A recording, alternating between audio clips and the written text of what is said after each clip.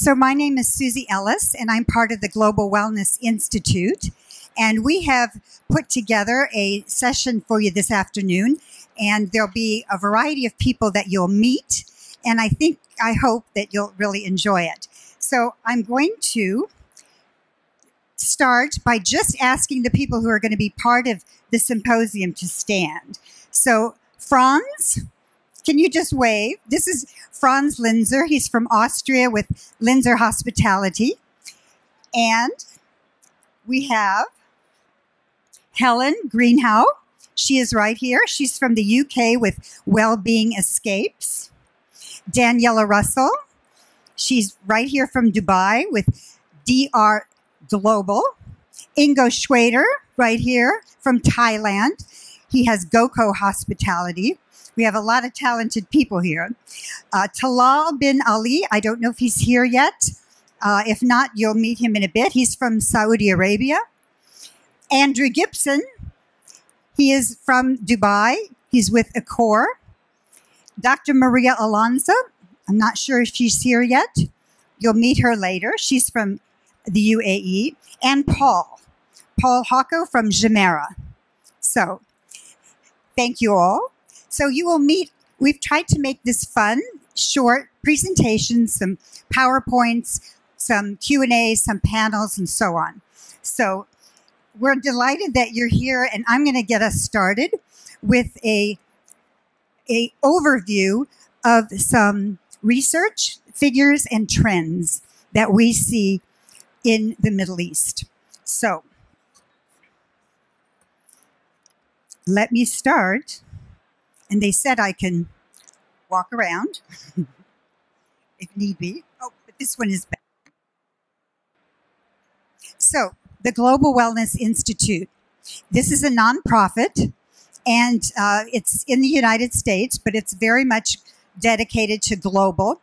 And we do research, we do initiatives, we have roundtables, and we have a website called wellnessevidence.com. And research is sort of the real basis of what we do. And today I'm going to share with you some of the latest figures from this research report that came out in January. So you'll probably be able to see here that there's the global wellness economy. I think it gives a good idea of what's part of that. So you'll see that fitness, mind, body, the spa industry, wellness travel, which is what we'll talk about today, wellness lifestyle real estate, the workplace wellness, beauty, and so on. There's 10 sectors in the wellness economy, and it's very robust, so it's very exciting. Yeah, you can see it a little bit better there. You can see wellness tourism, $563 billion revenue a year. The beauty area is very large, and you can see the spa industry, thermal mineral springs, workplace wellness, which is getting bigger, and wellness lifestyle real estate. Okay, let's start with what is wellness tourism. You know, most people know what medical tourism is, but they're not always so clear on what wellness tourism is. So medical tourism is when people travel for a medical procedure. And that's been around quite a while. But wellness tourism is something different. That's not for necessarily a medical reason, but it's travel associated with the pursuit of maintaining or enhancing one's personal well-being.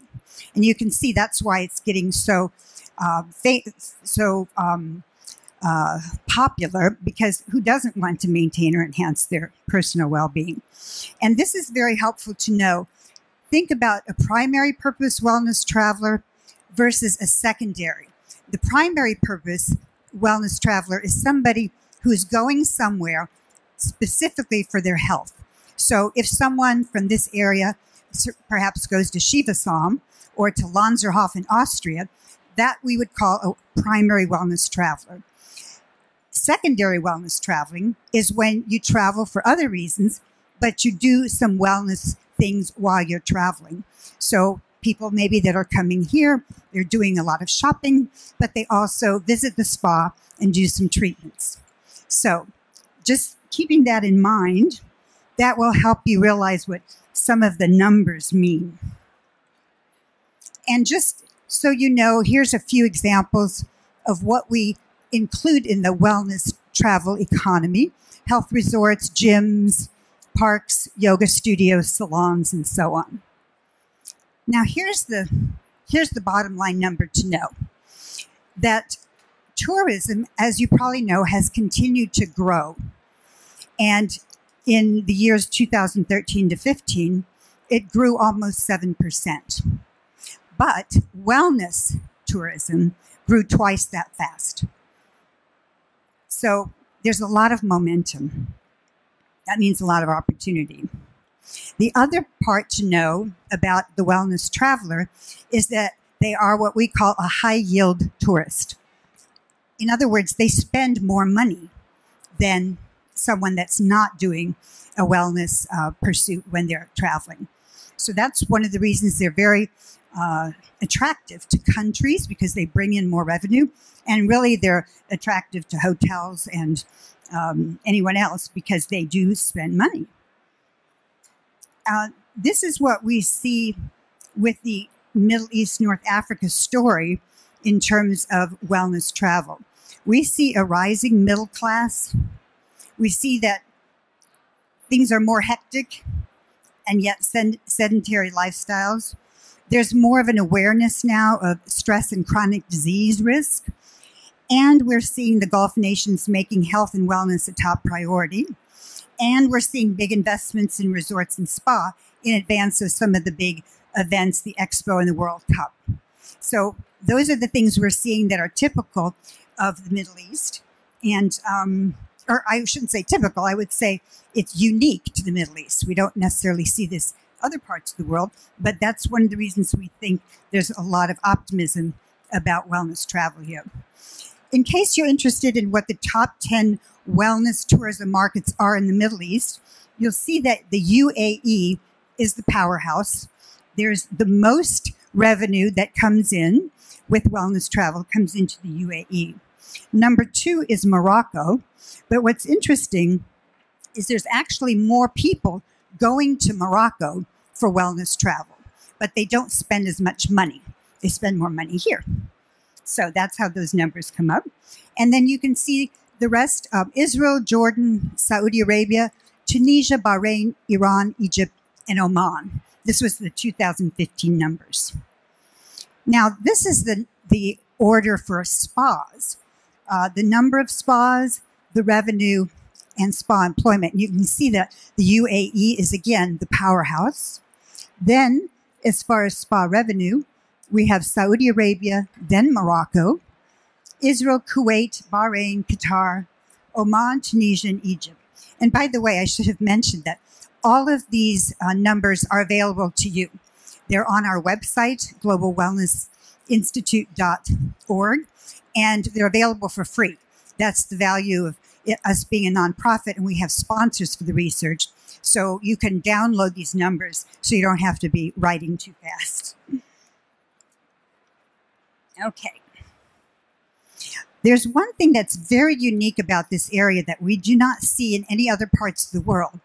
Most of the world has a lot of domestic wellness travel and some international. Like Germany, for example. There are a lot of people in Germany, and they're going all over the place in Germany for wellness. And yes, there's also international people coming in. But here in this part of the world, in Middle East, North Africa, there's not a lot of domestic wellness travel yet. So we're seeing that grow, and I think it's a huge opportunity. But right now, you have a lot more international visitors. So the number of spas, the spa revenues, spa employment, we keep seeing that this is going up. And then the last part on the numbers, the thermal mineral springs is becoming something a lot of people who are traveling are interested in. And we do think there's some areas in this part of the world that have a lot of mineral springs, And at the moment, it's an underdeveloped asset. So here you can see Tunisia, Israel. I had no idea that Algeria has a lot of hot springs. Iran, Jordan, Morocco. Are there any here in the UAE? You have some? So we don't know about them. That's an opportunity. Because there's a renaissance in thermal bathing. Okay, very quickly, I'm going to go through 8 trends that we at the Wellness Institute found specifically for this area. So, future trends. From generic luxury to indigenous Middle Eastern wellness experiences. When we look globally around the world, one thing we have not seen from this area yet, but we're starting to see, and we'd love to see more of it, is an indigenous experience for people who are coming here. Because the consumer globally likes to have an indigenous experience wherever they're traveling. It's a big part of what they are looking for. So you have here 1,000+ years of sophisticated nature-based traditional wellness systems. Beauty is a big thing here.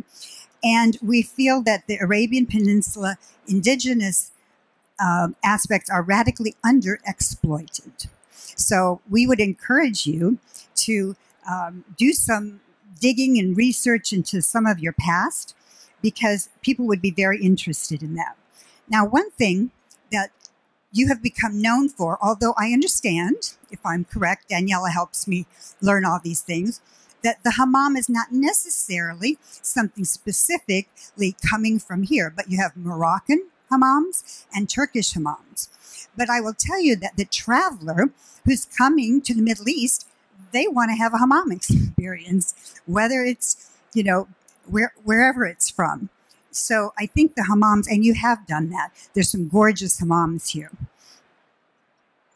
But also there are superfoods and ingredients. I don't see a lot of this yet, but I think that there'll be more of it. Superfruits, grains, spices, and foods from the Arabian Peninsula. Baobab. Did I say that right? Baobab. It's a fruit from this area. Frankincense, camel's milk, cedar fruit, teff freca, fenugreek. Am I saying these right? Dukkha and zatar. Now, those are things I do not know about. So most of the travelers here probably don't, but you can introduce those to people who are coming. And especially the baobab. In fact, I guess there's a place in London at the Ritual, at the London's K West Hotel and Spa, and they have a feel-good treatment with that name, and it's hugely popular. And, by the way, you know how Ayurveda has become popular all over the world? And it became popular all over the world before India realized, maybe we can really use Ayurveda in our marketing. So I think some of the things that you may not even consider as interesting to people will be. And even if people outside of this area, hammams is a good example. There's hammams now in a lot of places. And when someone's had a hammam experience in London or, wherever, then when they come to the Middle East, they want to have a hammam experience here to see, how different it is or learn a little bit more about it. Indigenous wellness-focused design principles. That's another thing of interest. And here, for example, this is the Six Senses Spa at Shark Village in Doha. And it's a gorgeously modeled after a traditional Qatari village with the spa menu focused on Qatari ingredients and techniques. Those are the kinds of things that I think people are finding fascinating. Here's another example of an indigenous wellness-focused design principle. This is the Alila in Oman. It's built by local masons from local stone with a decor, all things Omani, and a spa menu rich in local ingredients like frankincense and juniper. Sounds very romantic. Another trend we're seeing here, the rise of wellness communities and lifestyle real estate. In fact, I would say, with your various districts, we've been reading about wellness communities, your health city, and so on. So you're really out front in that arena, but it's a brand new emerging area. So I would say that's something that people will be interested in. Homes and communities proactively designed for residents' physical, mental, social, and environmental health. This is, and I don't know if I'm saying it right, MAG of Life, M-A-G, MAG of Life's partnership with Well Building pioneer Delos. They are creating something called the Life Creek Resort in Dubai. And this is what we would start looking at as a wellness community. And this becomes something of interest globally. Also coming is the Six Senses in Tunisia that will have resorts and residences. And they're celebrating Berber, Ottoman, Arab, and French history. Luxury Wellness 2.0. Now, I will say you do own the word luxury here. So we think about this area and we think about luxury. But we, at the Institute, felt like we're looking now at Luxury Wellness 2.0, because now we're looking to this area and we're starting to see it, that there's more than just the physical luxury. Now there are better trained staff. There's some environmental consciousness. There's just more wellness orientation. So it's beyond just the physical. You're still always going to be out front, and people are so interested in the luxury physical things that are being built here. Wow is what people want. But now it's going to Wow 2.0. Here's an example of a project, the Oasis Eco Resort, coming to Abu Dhabi in 2020. It's billed as the world's greenest resort, with everything from wildlife biology department to guests foraging for organic produce. So you can see that this is not just high end, but it's high end and some really, really valuable parts of wellness. Happiness. We're reading all about you being very, very into happiness here. I was at the UN on March 20th, which is Global Happiness Day, when the report came out, the World Happiness Report for this year. And your Minister of Happiness was there, and she spoke. In fact, here's a photo. And she was very impressive, I have to say. She wowed everybody. And I don't know, it's interesting when I've spoken to people here, they tell me a little bit about this, but I will tell you at the UN, it was a big deal. It was a big deal that the UAE and Dubai is leading in happiness. It was a huge deal. So we anticipate that we will see this in some ways in your spas and in your wellness and in other creative ways that you might use it. I think it's a fantastic way to go. The other thing that we see some momentum in is a combination of medical and wellness. And this, again, is something that we see that's very unique. Generally, around the world, we have found that the effort to put medical and wellness together has not always been seamless because their DNA is very different. The medical DNA, people who work in the medical arena, the people who work in spa and wellness.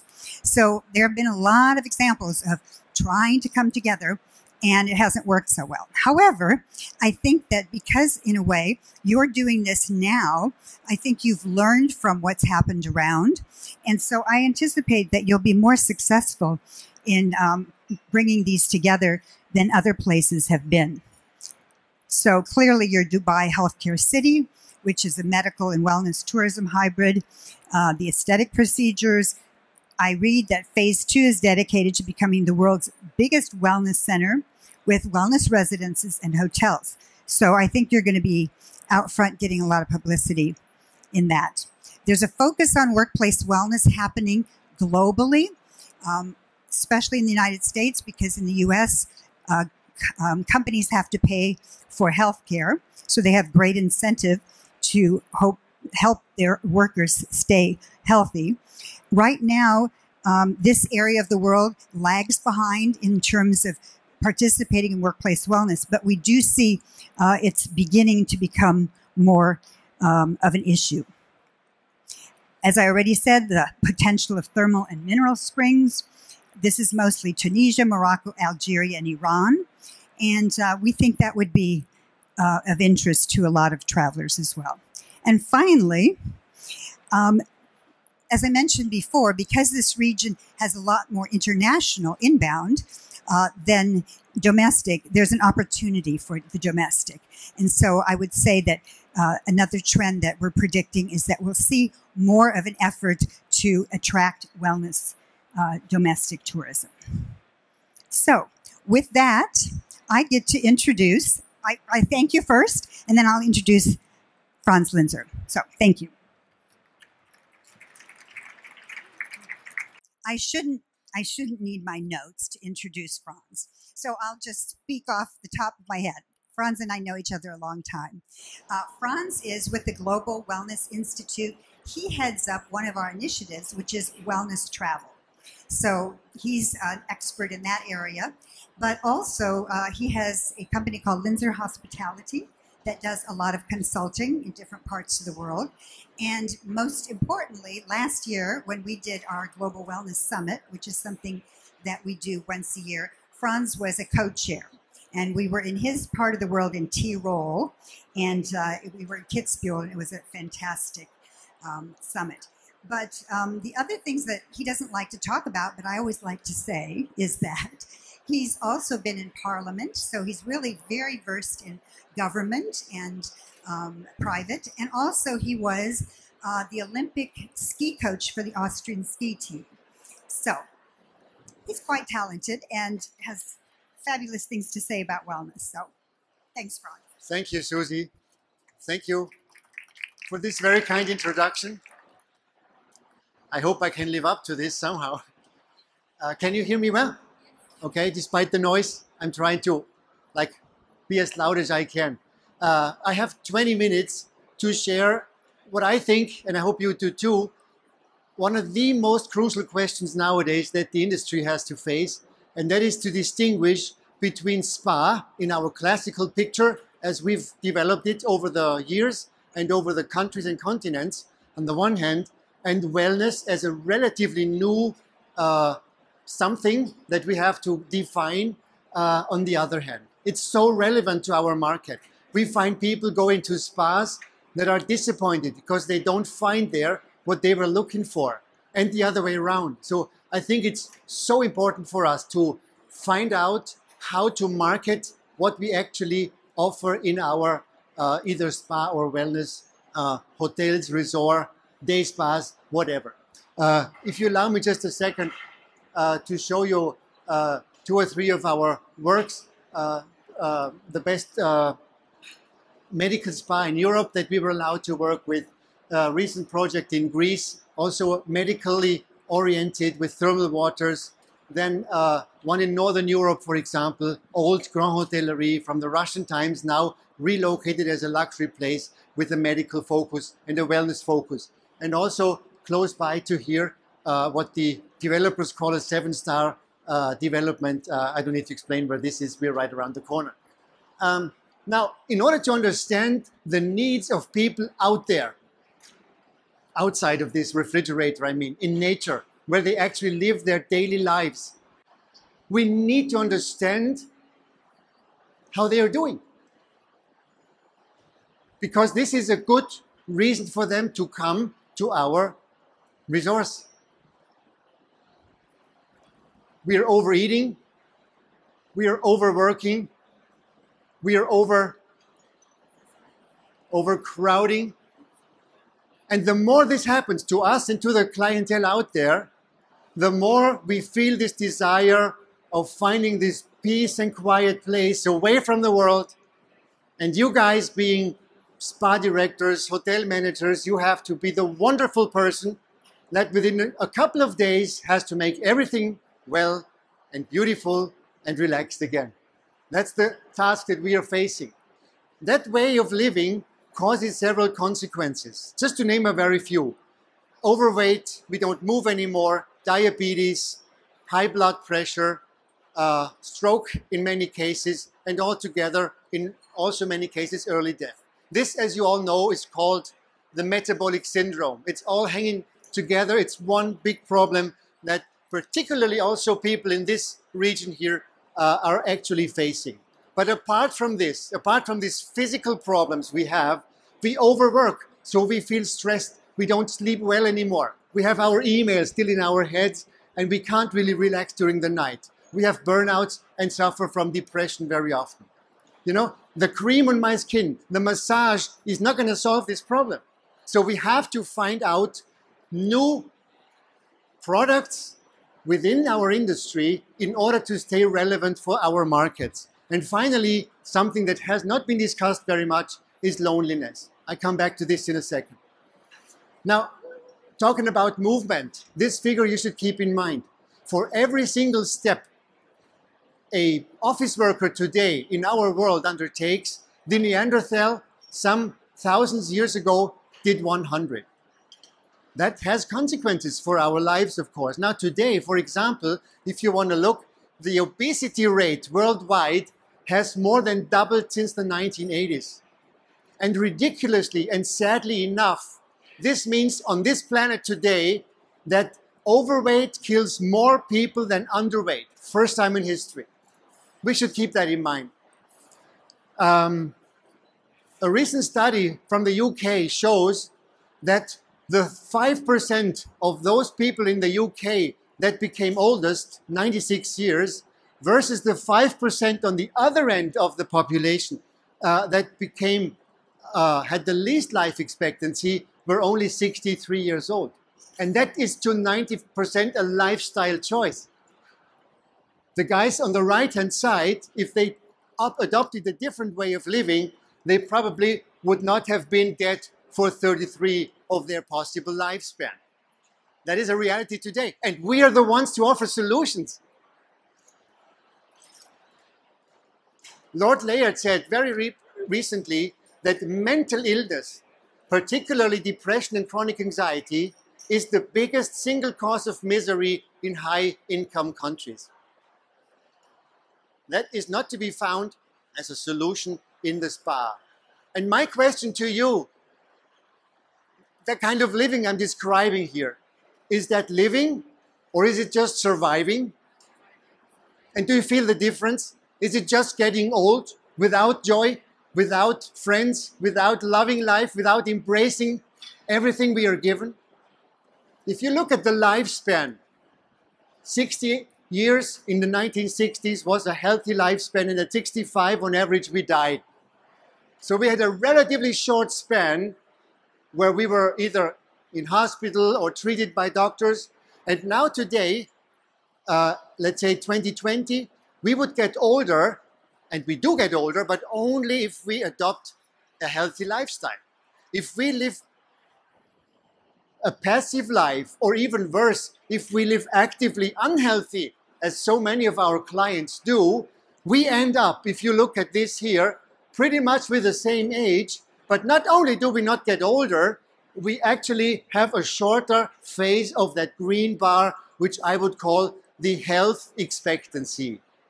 Not the life expectancy, because the rest is a sickness expectancy, which nobody really wants. New lifestyles cause new desires.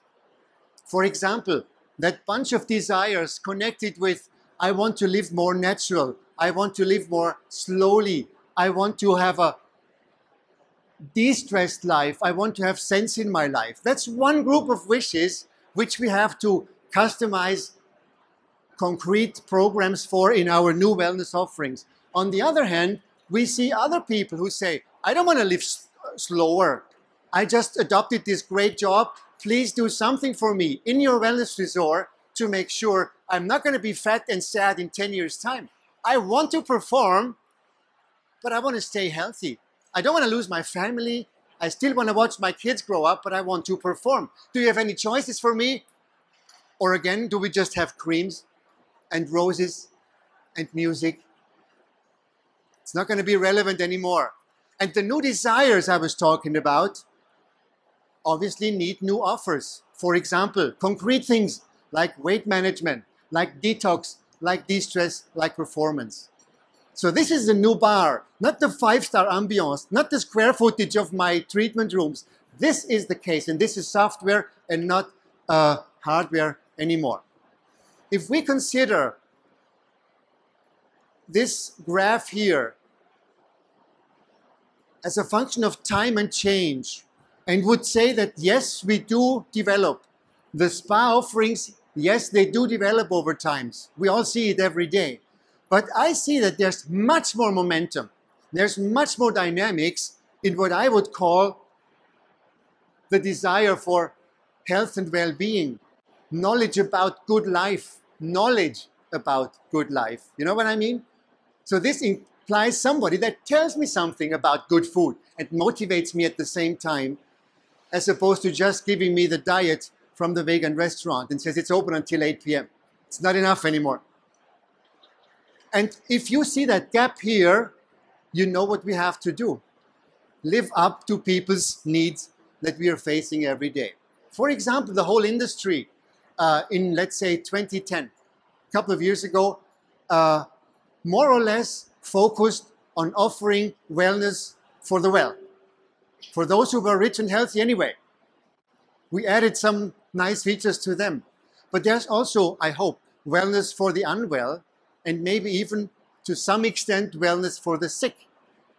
And that is going to be more important. So we put 5-10 years ago our spotlight on wellness for the well, and we are going to develop a lot more wellness for the unwell, a huge market which we haven't really entered yet. It waits for us to be developed, as opposed to doing more of the same in the old spas where we're just fighting square footage and prices at the end of the day. Also, I see what I call a holistic rebirth. That means that over time, we had a tendency to make our offerings, which many years ago were diversified. We combined food with outdoor experiences, with nature, with society. Now our treatments have become a lot more simple. I don't know why, maybe it sells easier, but I think the market needs, as opposed to the offers, would call for more holistic approaches over the weeks that people spend with us. And this brings me to a couple of bullet points which I consider really important. I try to make it very simple. We don't have a lot of time. I see some industry shifts, as I just wrote here, from hardware to software. It's very obvious. Not the size of the room, but the quality of the service in this room will be decisive. From physical to mental, very logical, talking about burnouts and so forth. From distracting people by offering this and that and this and that, to focusing, to refocusing people on what's important in their lives. This is going to be more important in the next years. From single to community, talk about loneliness. The next decade, we should probably not put our 5-star clients in their lonely bathtubs anymore and tell them, I'll be back at 10:30. Bring them back in what we call wellness communities. This is what they really long for nowadays. From standardized to individualized, and from indoor to outdoor. I know in this region, quite a challenge in certain times of the year, but nevertheless, the desire is there. It's up to us to bring solutions. Nobody else will do it for us. We have to develop them. From pampering to lifestyle change, I think that's pretty obvious. And so I think differentiation is absolutely necessary. Differentiation between the concept of spa and the concept of wellness. I would, to nail it down really concretely, say the spa in this context would rather be the operational unit. A spa has a payroll, a spa has staff, a spa has opening hours. So this is the operational unit, which is of course needed, but it's not the whole story.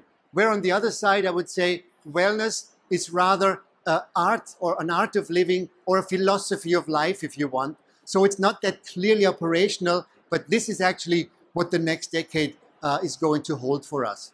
Now, the operational unit, spa, for many is very interesting because they say, It's easy for me. There's experts out there. You are the experts. There's consultants, there's trainers, there's managers, designers. We have this everything. Product companies. There's also, of course, SOPs and all kinds of benchmarks. So it feels safer to do another spa because it's like, oh, I can ask the experts. They will know. They did 10,000 of these before. But if you're no longer relevant for the market, this is a security that is at the end an insecurity for you because you do it well, but there's no interest by the customers anymore. On the other hand, this philosophy of life as that new concept, which I would consider wellness, would rather be a multidisciplinary approach. Yes, you will have mental trainers. Yes, you will have coaches, maybe medical doctors. Yes, you will have outdoor experts, nutritional experts, and everything I'm trying to say here, which probably makes it a little bit more complicated in the beginning, but 100% certain more relevant for the markets to come. This demand for new offerings means for me that what I would call the golden age of pampering is more or less over. And the age of well-being, the age of good life, the age of consciousness has arrived. I think we're on a threshold to a new development here, which we have to consider. To conclude, I think that the pampering market, the pampering spa market, will stay strong. So it's not that the classical five-star spa pampering offerings will lose. It's just that the growth rates are somewhere else. And obviously, you will not grow as much in this particular field as we did over the last 2 decades. But if you do it well, there's still money to make, of course. But the growth markets, I would consider, are somewhere else. Because the pampering market, of course, is highly competitive. We have so many more of the same offers. And in this region particularly, the five-star market, the five-star superior market is getting inflationary. Hard word for me. I know I kind of like to hate to say that word because I want to be on the other side where it's not. The second point in my resume would be that the wellness market, Susie just shared with us, is growing annually and globally by approximately 10% every year. Twice as fast as the tourism industry in general. But here it's even more. Our figures, or the figures of the Global Wellness Institute, approximately 17% here in UAE. And I think it's great if we understand what we are doing, and then you can read this here. How many segments in the market do we have nowadays when you can write down demand is higher than the offer? What are we waiting for? What are we waiting for? It is really true. The market is to be developed also, I think, in new segments, in addition to, let's say, just detox, because there will be a lot of mental programmings. There will be programs for couples, for problems with couples. There will be segments, of course, in the medical, in the psychological fields. And I think the most undetected so far is maybe the spiritual, the lack of spiritual, the sense, why am I running around on this planet for 50, 60, 70, 90 years? At some stage, this becomes important for me. Now, if we, as a wellness industry, don't find answers, somebody else will. But we have a chance to make this part of our industry. So the future of these places that I talk about will be places where you can learn, where you can connect or maybe reconnect both with yourself, with your God, with your friends. You will change, you will improve, and you will hopefully find your real self.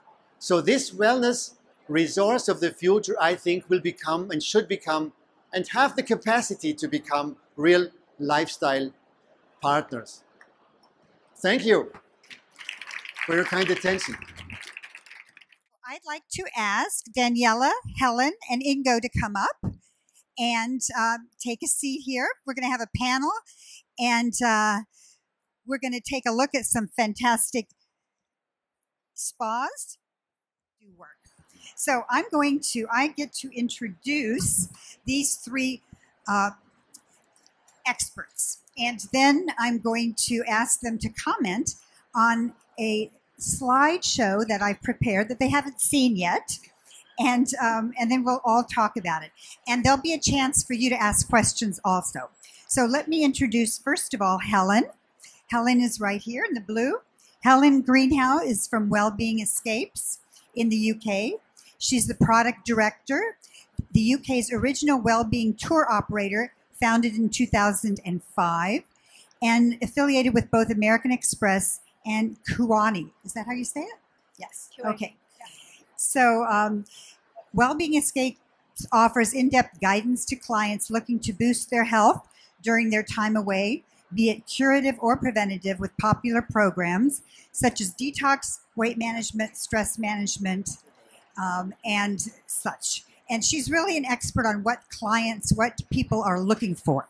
So we're going to have her help us understand that. Daniela, right here in the middle, Daniela Russell, who I've known for quite a few years.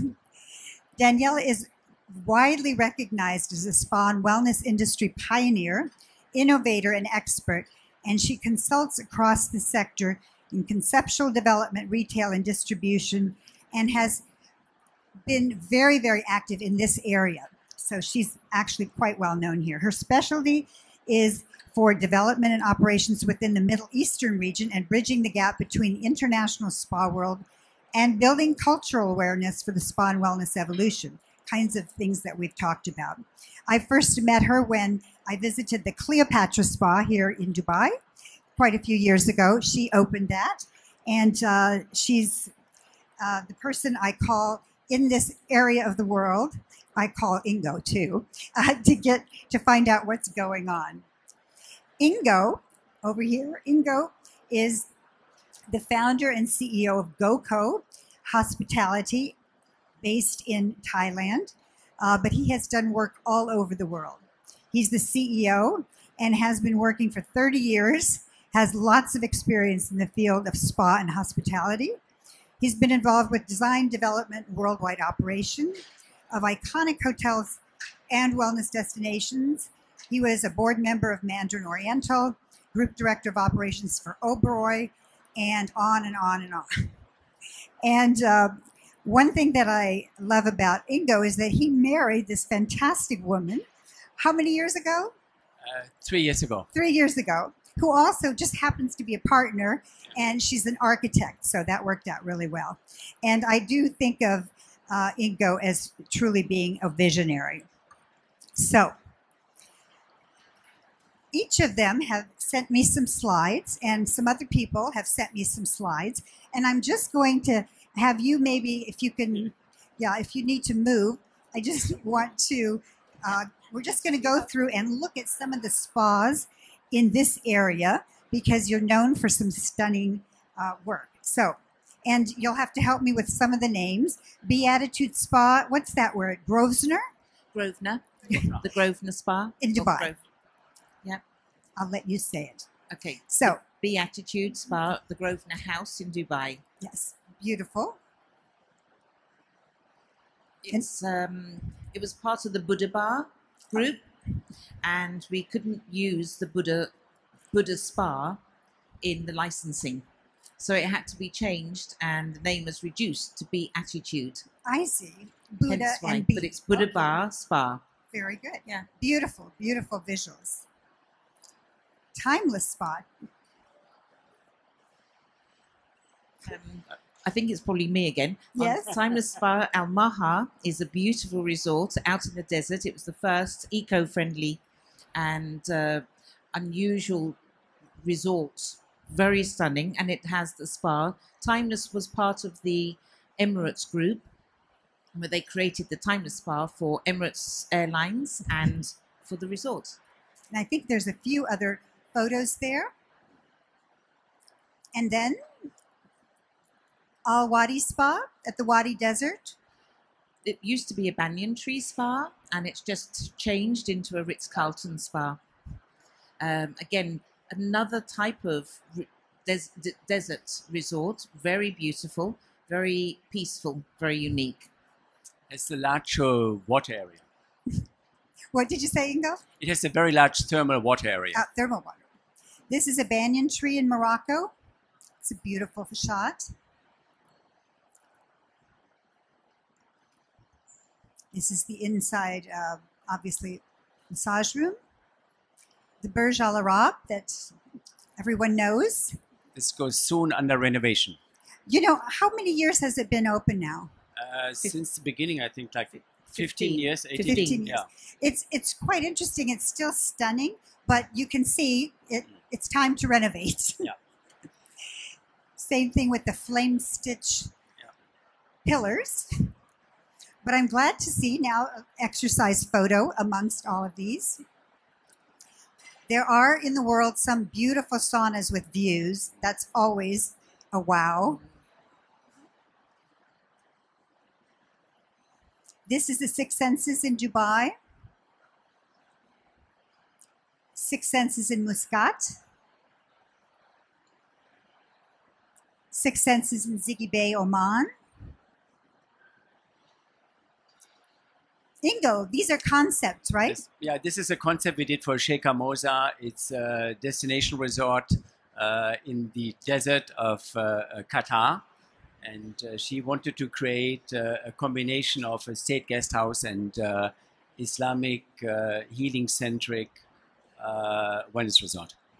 Has a good look, something you'd expect maybe in the Middle East.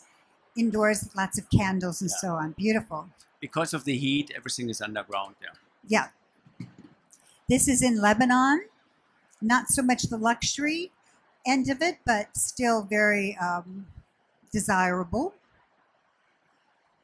And then Espa has done some great things. How do you pronounce this name? Al Faisal Spa by Espa in Riyadh. Riyadh, okay. And there's a few other photos there of what they've done.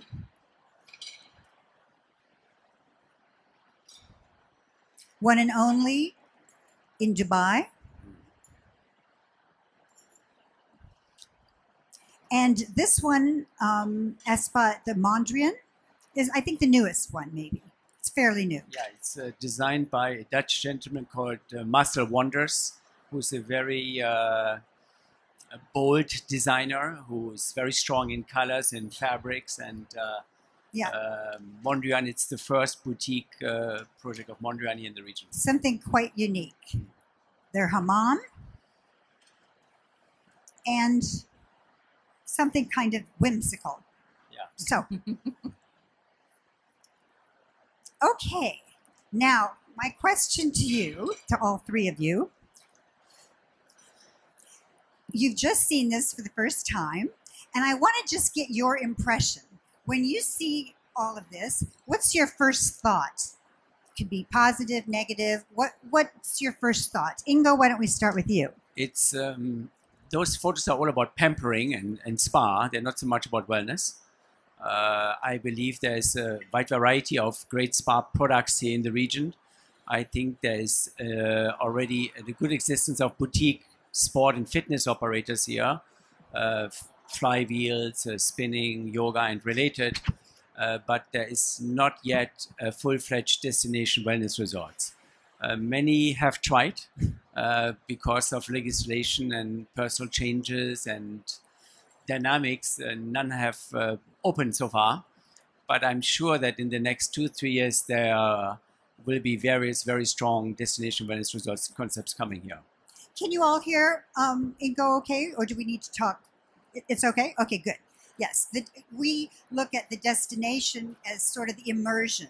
I like that term immersion. The idea is you're fully immersed. Yeah. And we are looking for that here. Yeah. I don't think we have it yet, but yeah, some good examples. So, Daniela, what's your impression when you see these 30 slides? A little bit of the same as Ingo, really. I see luxury, but I see pampering spa rather than wellness. And there's a little element of the nature in a couple of those slides, but it was a little limited. And that's one of our struggles here sometimes, is getting to the nature or the natural ways of spa and wellness. Yeah. Franz and I were talking about that too. With the weather here, it's really a challenge. But I think it's something to really think about, to really be creative about, because that's not going to change. So there needs to be something that can be. I mean, I think that the example in India, in India and Kerala became very famous for Ayurveda. And I saw once their advertisement for come to Kerala. It's 3 weeks for Ayurveda during the monsoon season, because it's the best time for Ayurveda. And I thought, oh my God, that is brilliant. I guess I found out it really is a good time to do Ayurveda. But here's their monsoon season when they used to have no business. Now, all of a sudden, that's their business. So I don't have the answer, but we know it's hot and dry here. So maybe there is a way to make that a real positive and have people come for something wellness-oriented here in this area. Can I just add to that? Probably the best choices there are the desert resorts, such as Al Maha or the Wadi, because there is that link between the natural here. Plus, as you rightly said, we do have beautiful springs in the mountainside, and we haven't capitalized on that too much. And that's because of accessibility to water, general water, when you're running a resort. I know that there are, certainly the desert spots. When I think about, Arizona, which is extremely hot, Palm Springs and so on. But there's also that real belief and understanding that it's a healing environment. People feel better in that kind of heat. So I think, Helen, Susie. Yes, go ahead, Ingo. I think the key is 30 years ago, Sheikh Zayed Road had one building. Sheikh Zayed Road has now, 5,000 buildings and 20 shopping centers. So the dynamic of growth was tremendous here.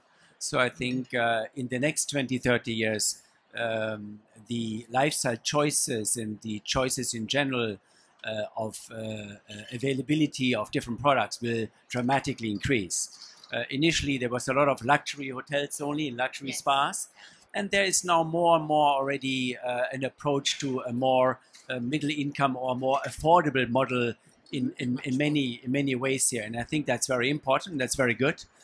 But at the end, it's based on the subject that Middle East, Dubai being 30 years really active in the way it is active now. So it's a young city, actually. Yeah. Helen. So looking at those photographs, absolutely, agreeing with you in terms of luxury, beauty, but it's very current and it's not looking towards the future. And I think when I see those photographs, I see real opportunity, because the spa, if you like, is the skeleton. If you've got the hammam and you've got beautiful treatment rooms, you've got the nuts and bolts of potential wellness. But what's quite exciting is that there's a new opening happening soon. There were no photos there, but the retreat on the Palm by Sofitel, where, as Franz was talking about, taking it onto the more emotional level, there's going to be EF, so emotional freedom techniques, NLP, because what we're finding is more and more people are coming to us in the UK, and they really do need curative. They might need some help with their stress or with sleeping, but they're also really, really aware of preventative health. And they're looking at ways where they can be healthy, not live longer necessarily, but be healthy for longer, as Franz was saying. So people are really taking their health into their own hands. The cliche of that health is the new wealth, but it's so true. There's no point being wealthy if you're not well enough to actually enjoy it and to enjoy your children and your grandchildren. So more and more destination spas and spas within leisure hotels are seizing the opportunity and really getting to grips with wellness. How can you address problems with physical and with emotional, mental, happiness boosting? We're talking emotional healing. More and more people are getting divorced. What sort of things can we do to help women in particular with that may need extra emotional support? Obviously, in the UAE, there's such a huge rise in type 2 diabetes. I've got a sweet tooth, and I love going to popping to the shopping mall from the hotel where I am. Every other shop is a cake shop, and I'm slightly horrified, slightly delighted, but slightly horrified by this. I think there's such an opportunity for weight management in the Middle East. And we were talking about the growth of domestic market, but our clients come from the UK and they're looking for mid-haul options to come for sort of warmth and to come and do a proper wellness program. So it's great that places are starting up with this, but there's such opportunity on your local markets if you can just use the skeleton of the luxury spa, develop it further, and bring in some sort of real wellness techniques to give people tips and tools that they can implement into their everyday life, make it more integrated. Thank you. And I want to go in that direction now, because there are some people here that are looking to attract the market to them, and that's what you do. You're in the UK, and there are people that are wanting to travel to the UAE and Middle East, and then of course there are people from the Middle East that are going to Germany and so on. So I want to know from each of you what that person is like, because it's not all that clear to me. But let's start with you. You know the UK market pretty well. So you have all these people coming to you and they want to go somewhere for their health. So what are they looking for? What are they asking for? Okay, so the typical British wellness traveller is very unlike other European wellness travellers. They are traditionally a single traveller, a solo traveller. So they travel on their own, they leave their partners behind, they leave their children behind, they invest in me time. Traditionally female, we're seeing more and more men travelling, which is fantastic. But because the British man doesn't grow up with wellness, we don't grow up with saunas and things like that, it's taken a little bit longer. But traditionally female travellers, professional women, stressed, I'm perhaps not painting such a positive image with stress, but it's true. A lot of women are juggling career, partner, children, elderly parents. There's a lot of stress, people wanting digital detox. So the traditional British traveller, wellness traveller, is female, aged 35 to 55, sophisticated, they know what they want. They're not the easiest of travellers, I'll be honest with you. But what they're looking for is they're looking for curatives. So as I mentioned, maybe something to help with stress, something to help with sleep. They're looking for a solution, but they're also looking for preventative health. So they're looking for ways to improve themselves, happiness boosting, emotional healing. Detox and weight management are always really, really popular. And as I say, stress management, fitness. But more and more, we're seeing more and more trends of empty nesters in their 50s who are thinking about the change of the second life. They want to learn tips and techniques to implement into their life, how they can, live better for longer. So we're definitely getting requests from that. And generally, sort of emotional healing is on the rise. So, yeah, that's the British wellness. You mentioned twice now happiness boosting. I've not heard that before, but that's sort of interesting. You can, happiness boosting, that would be you'd want to come to a place where they have become or are going to become experts at happiness. So that's interesting. Do you ever have people ask you, or they tell you they would like to come to the Middle East? We do. More people would say to us, I don't want to travel too far. A lot of our clients do love going to Thailand and India, very, very popular. But some people are just too exhausted to get on the plane for so long. So from the UK, they often say, I need some sunshine. That's obviously not what the UK is famous for. I need some sunshine. I need some warmth. I don't want to travel too far. Where can I go? So destination spas in Europe do so well in the summer in our European summer because it's a short haul flight and there's warmth. But there's such an opportunity for clients to take a mid-haul flight, come to the Middle East, get the guaranteed sunshine, fantastic service, superb food. But if we can wrap it into wellness, it would just boom. Very interesting. I hadn't thought about that people are exhausted. They don't want to fly so far, but they want sun. So here we are. So thank you. That's very fascinating. So Daniela, you live here in the UAE, and there are a lot of people interested in attracting people from this area to their spas, whether it's in Austria or Shivasam or wherever. What are people in this area looking for? And where do they go usually? From a local perspective, Arabic families tend to like to travel as en masse rather than singular. They are very family orientated. It might not necessarily always be mixed, but they usually have their family holidays. Plus, maybe if the ladies are traveling, perhaps for some health or well-being, then they might travel as sisters, mother, aunties, as a family, so that they have the company, the support, and they feel very comfortable. And that's very crucial compared to perhaps the Western society, who we actually crave a little bit of loneliness at times. Not The loneliness, UK but going on their own. singular, Yeah. Mhm. because they want to be breaking away from that. So even though we've got loneliness as an agenda these days, there is that, but they don't want to be bound to worrying about someone else and what do they want to do. So whereas a more Arabic culture is much more considerate as a group, but that also spreads out into the Asian cultures too. I've noticed some of them travel a lot more as a family or as a family group and some friends. So you need to be able to accommodate perhaps even a choice.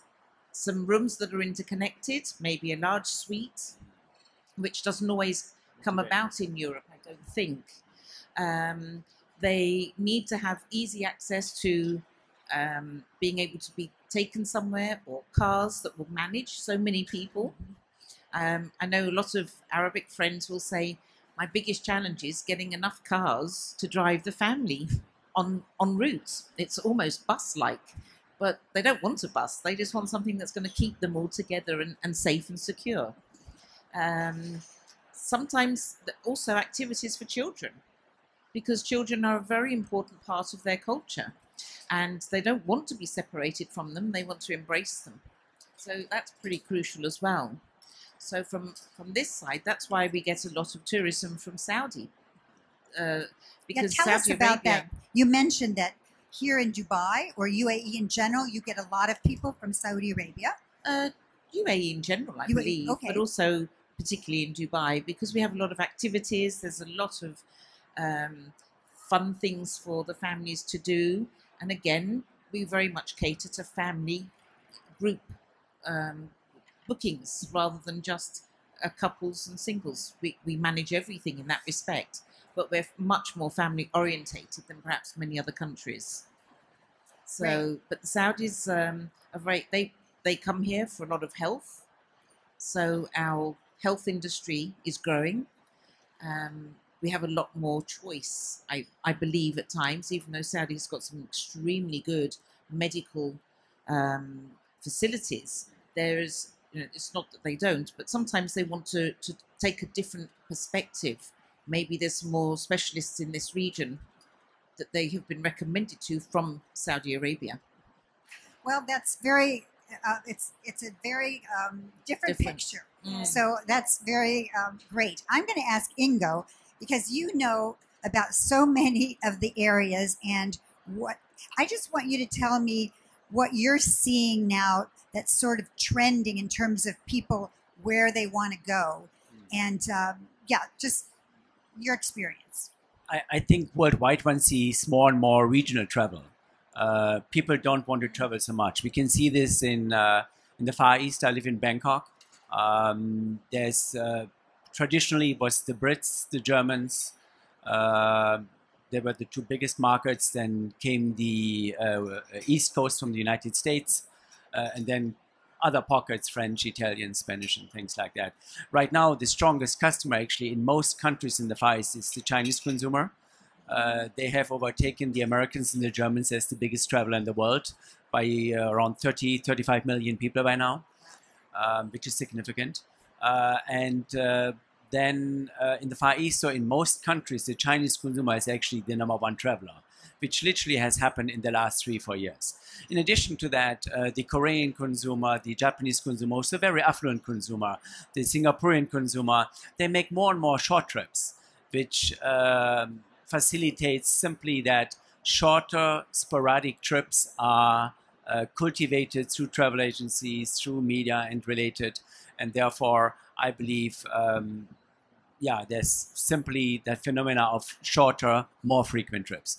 I can see this also in Europe because the same is happening there. Germany has experienced a tremendous amount of people who make their own travel arrangements within the country, which didn't happen. When I grew up there, as soon as you could, you left the country and you went to Spain or to France and to Portugal or to Greece. The amount of country internal travel in Switzerland, in Austria, in Germany is staggering high. So there is also, again, the change of shorter, frequent, close by. In terms of wellness travel, I have to say, we talked about thermal here. The Chinese is with, I think, $16 billion, the biggest thermal consumer in the world. And I believe thermal travel will dramatically increase. If you look at America, Glen Ivy, we had this year 32,000 people more than when we bought it. Wow. Tell us a little bit about Glen Ivy, because not everybody maybe knows that. It's a thermal, the U.S. is not known for thermal, but this is one that is popular. It's the second oldest in North America. It's started in 1848. It had a vibrant past, from individual owners to consortia to churches. We acquired it 1.5 years ago. It was making $20 million the last 5 years, around 150,000 people.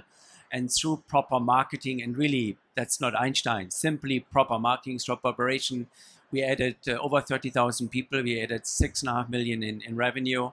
But we also renovated. We renovated a new restaurant, a new cafe, a new frozen yogurt stand with organic vegetables and fruits from the farms and things like this. So one did what the obvious thing which had to be done.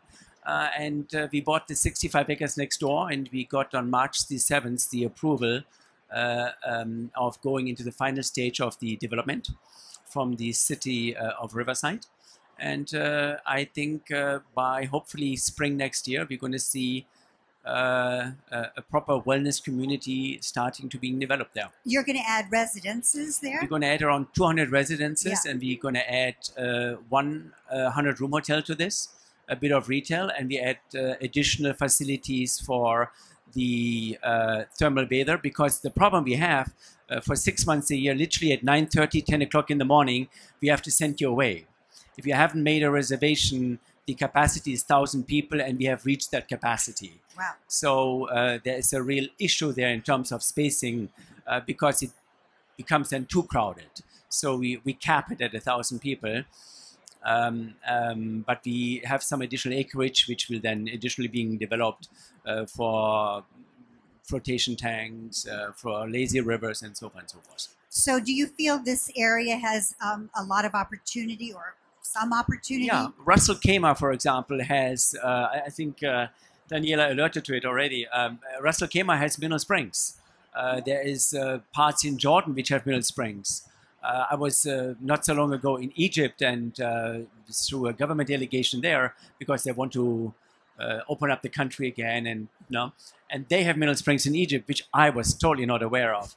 But the ministry was kind of surprised that we were not aware, but they had never communicated that. And when they discovered this, the Greek government is selling right now 8 mineral springs facilities in Greece.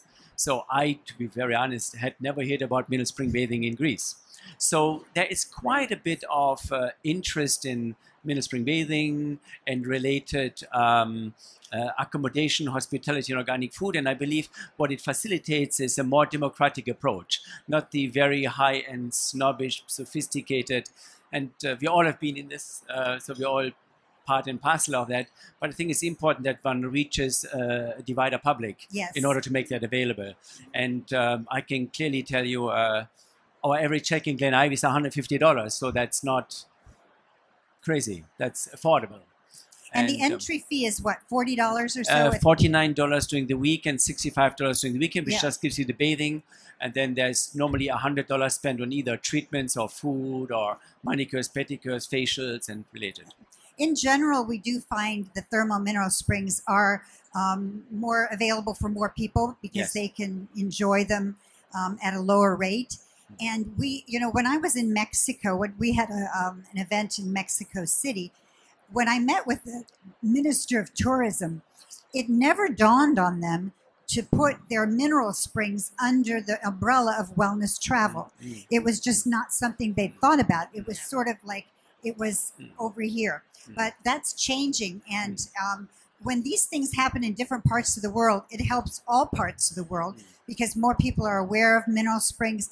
They enjoy them more. Japan has onsen, China. So I think there is a lot of opportunity there. Well, we're going to finish up, but I have one last question for each of you. And I'm going to ask you if you could go anywhere to any spa or wellness place in the world. I'm going to gift it to you for 4 days. You cannot go to a place that you created or that you consulted on. I would like to know where you'd like to go. Helen. $1 million question. Wow. I would say that I would go somewhere spiritual in India. I would say possibly the Ananda in the Himalayas or Somatiram, Manaltiram down in Kerala. Now you can just pick one. Just the one. Okay. Okay. We're gonna go with Somatiram in Kerala. Reason being is that we talked about Ayurveda. Ayurveda is very, very, very, very powerful, and it sort of sinks in through the skin in the humidity of Kerala. Obviously, it would also sink in very well here in the Middle East as well. And I know Ayurveda is offered by quite a few different spas here. A tradition, thousands of years old, very effective, very nurturing, great for stress management. And I never managed to stay awake during a Shirodhara treatment. So I'd have a Shirodhara somewhere tropical like Somatiram in Kerala. Yeah. You've sold us. Helen, if I may say, we have the opening yoga teacher and spa director from Ananda in the Himalayas here. His uncle is actually the head of the Ayurvedic Council of India. And fabulous. Ananda's amazing. Of course, so amazing. You were probably happy with that answer. Very good. Thank you, Helen. Daniela, where would you go? It's a difficult one. I have been fortunate enough to try a few internationally. So I'd actually like to go and explore Japan for its Oson springs. I don't have any particular named one. I'd like to do the whole country. Just be greedy and figure it out from there. I think it would be very spiritual, very natural, and certain aspects of the Japanese culture intermixed. I think we know very little about it actually, and I'd like to explore that a lot more. You're on. So you're going to Japan. Ingo, where would you go? I would like to go back to where I was born. There is a new Lanzerhof in the south of Germany. I have not been to this. I've been to Schloss Elmar more than once, and the owner is a good friend, and I know you're also connected. I don't know what will win there for me, right? So, but the other one, I would go to Japan, and the only other time I went to Japan is when we were in Japan at the onsens, right? And that's many years ago. So I also like to learn a bit more about Japan because I find Japan very intriguing. So Germany or Japan? Well, thank the panel. Really enjoyed it. Thank you so much. I'm back on stage to introduce a gentleman from Saudi Arabia, which I'm proud to be able to announce this afternoon. It's Talal Mohammed bin Ali. He's founder and president of Inaya Care International, headquartered in Jeddah, Saudi Arabia. Currently 15 outlets. But Talal has a long professional history. He was over 10 years with Unilever International, and he was CEO of the largest pharmacy chain in the MENA region with over 1,200 pharmacies. So he really has an experience in this region when it comes to health and wellness. I hope this was not me. His core business right now is the beauty, the grooming, the day spa, and the wellness industry, which he will share with us a lot more in the next 10 to 15 minutes. Our topic today is the role of governments, and I would say the new role of governments in the development of wellness tourism. Talal? Bismillah, wassalatu wassalamu ala rasulillah. Assalamu alaikum. Hello, everybody. Is my voice clear to everybody? Yeah, okay. I mean, thanks, Franz, for the introduction. I would like just to make a statement that I do not represent the Saudi government here. I am just a private observer of what's going on in my country, which never happened before. So my objective today in the next 10 minutes is try to give you some highlights about the 2030 vision of Saudi Arabia and how this new role of the government is going to change the marketplace for wellness. I think I just want to make it clear. There will be a lot of difficult questions, so I will refer you then to the websites of the government so you can find out exactly what you want.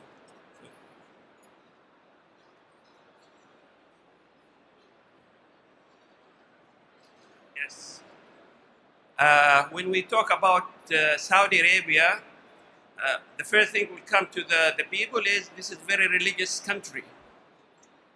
This is true, and we are proud of this because all the countries should have their USP, the unique selling proposition, if they want to have identity. So Saudi definitely have that kind of identity because they have the 2 holy mosques and they serve 1.5 billion Muslims across the world. So we have a very strong target group.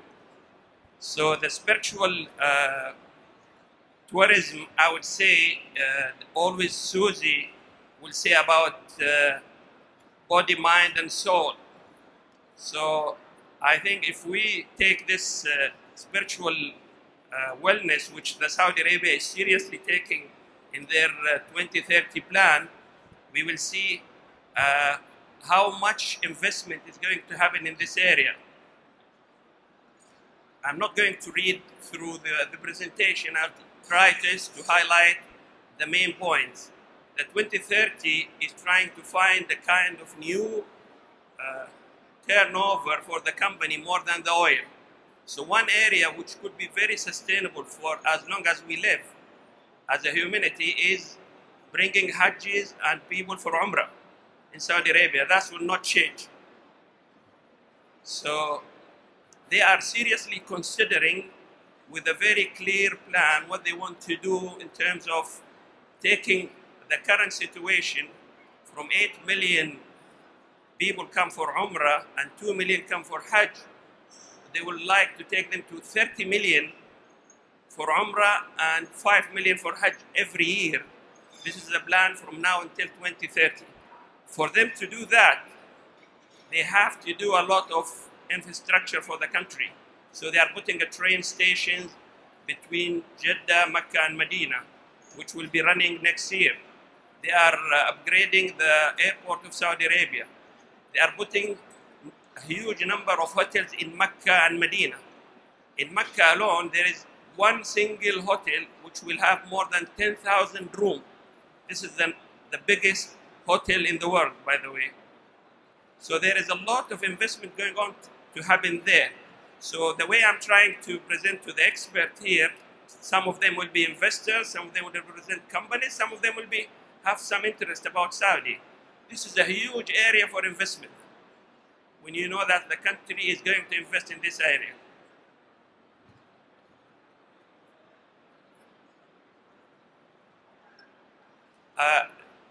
Saudi Arabia is seriously considering to look to this kind of activity which will have body, mind and soul, by the way, because if anybody already performed for Hajj or Umrah from the audience here, they will understand that to do Umrah, you might walk for 5 kilometers that day and be ready to be active. If you go for Hajj, you might walk for something like double that space. So there is a lot of physical activity will happen. Plus there is a lot of mindset because you need to prepare yourself when you come there. You need to clear all the issues. You need to come with a peace of mind because you want to earn a lot of degrees by sitting in these religious places. So, and the soul, when you finish, you feel like reborn actually after this kind of treatment. So it is an area where if we think about it from a wellness point of view, they don't give it that kind of title of wellness, but I mean, they're building hotels, the hotels will have spas, they will have wellness treatment inside, and this is, again, it's a kind of future investment for anybody who's interested about the role of government of Saudi Arabia. They are moving very strongly towards helping Dubai to have less Saudis, by the way. You know, she mentioned Saudi. Saudi is the #1 customer for Dubai. They are 5 million last year come to here. So we'd like to give them only 2 million and take 3 million back. So this is one of the ideas.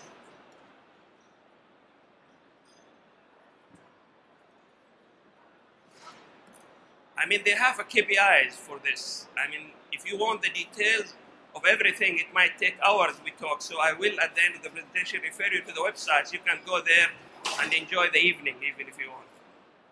But they are very clear. They want also to increase the locations which the people can visit. Because before Hajjis used to come to Jeddah, go to Medina and Mecca, and then they send them back home. Now they want them to stay more because they will invest, they will spend more. So it will be a source of generating money for the country, and it's very sustainable. So there is a lot of upgrading to the sites of a different location in Saudi, say Jeddah, Taif, Mecca, Medina, Yambo. So this is only the locations where the people can move, but there's a lot that's going also in Riyadh and in the East Coast.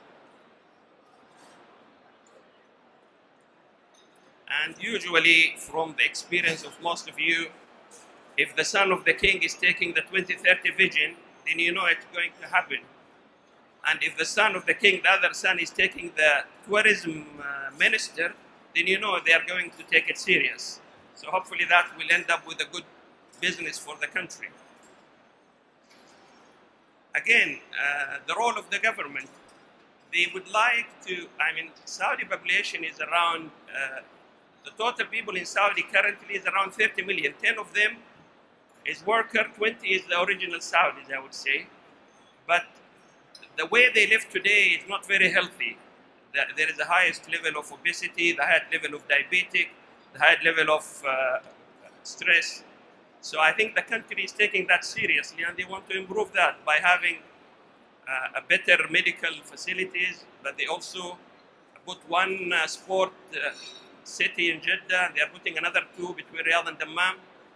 They are improving the culture of fitness. For the first time, they open, they give license for having sport fitness centers for ladies alone. It was something like a taboo before. Now they are seriously going to consider that. So I could see hundreds of centers opening in the next 3 to 4 years. Again, they want to have the nationality fit, because we are very young generation. There's more than 60% of the population is below 25. So it's a future generation.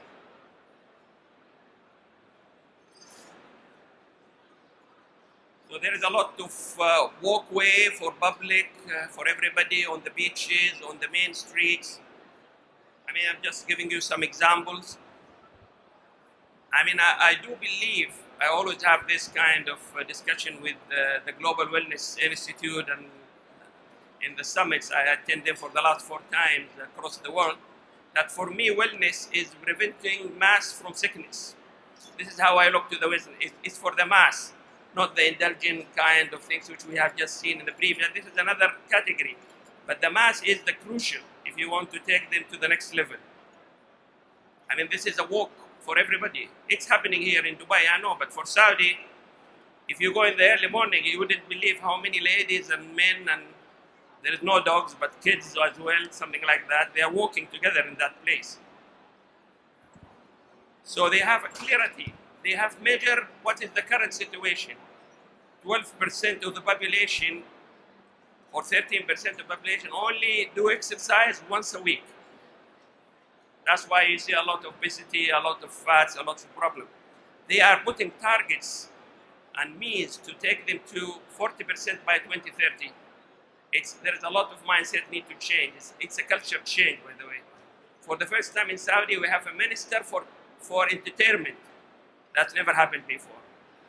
You wouldn't believe. Last couple of weeks, the Japanese orchestra was singing in Riyadh, and the whole theater was full.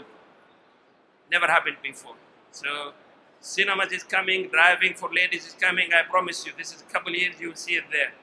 So again, we'll take more from Dubai and bring them to Saudi. That's the objective, and we'll do it with the pleasure.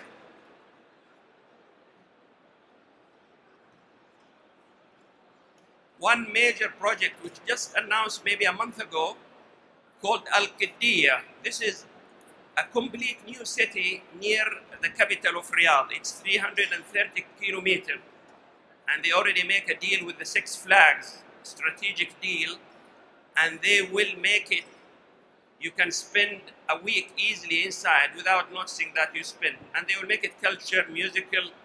I mean, they will take the country to another level of tourism.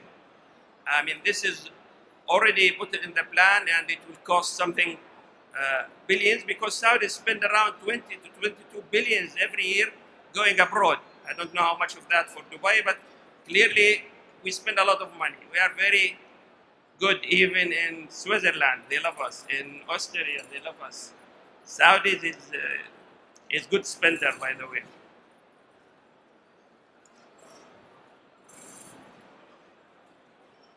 So this project will create a culture, sport, entertainment outlets. I mean, this is something I think everybody will talk about it. It will be they always like number one. It will be the number one culture entertainment city in the world. That's the objective by 2030. I mean, just give you a kind of feeling. This is Riyadh. Riyadh has 8 million population, by the way, and this is the new project, 330 square kilometers. And Riyadh, they put metro, which will be running by end of this year, and the last station of the metro is just 35 kilometers from here. So it's very easy to make this connected completely to the capital. So this is something I think any investor is considering these days to find exactly what they can do. But again, the whole country is moving towards the change, and 2030 vision have many sides. I just show you what I believe is relevant to the wellness and tourism. That they have many things into the education, into the oil. Fundamental things is changing.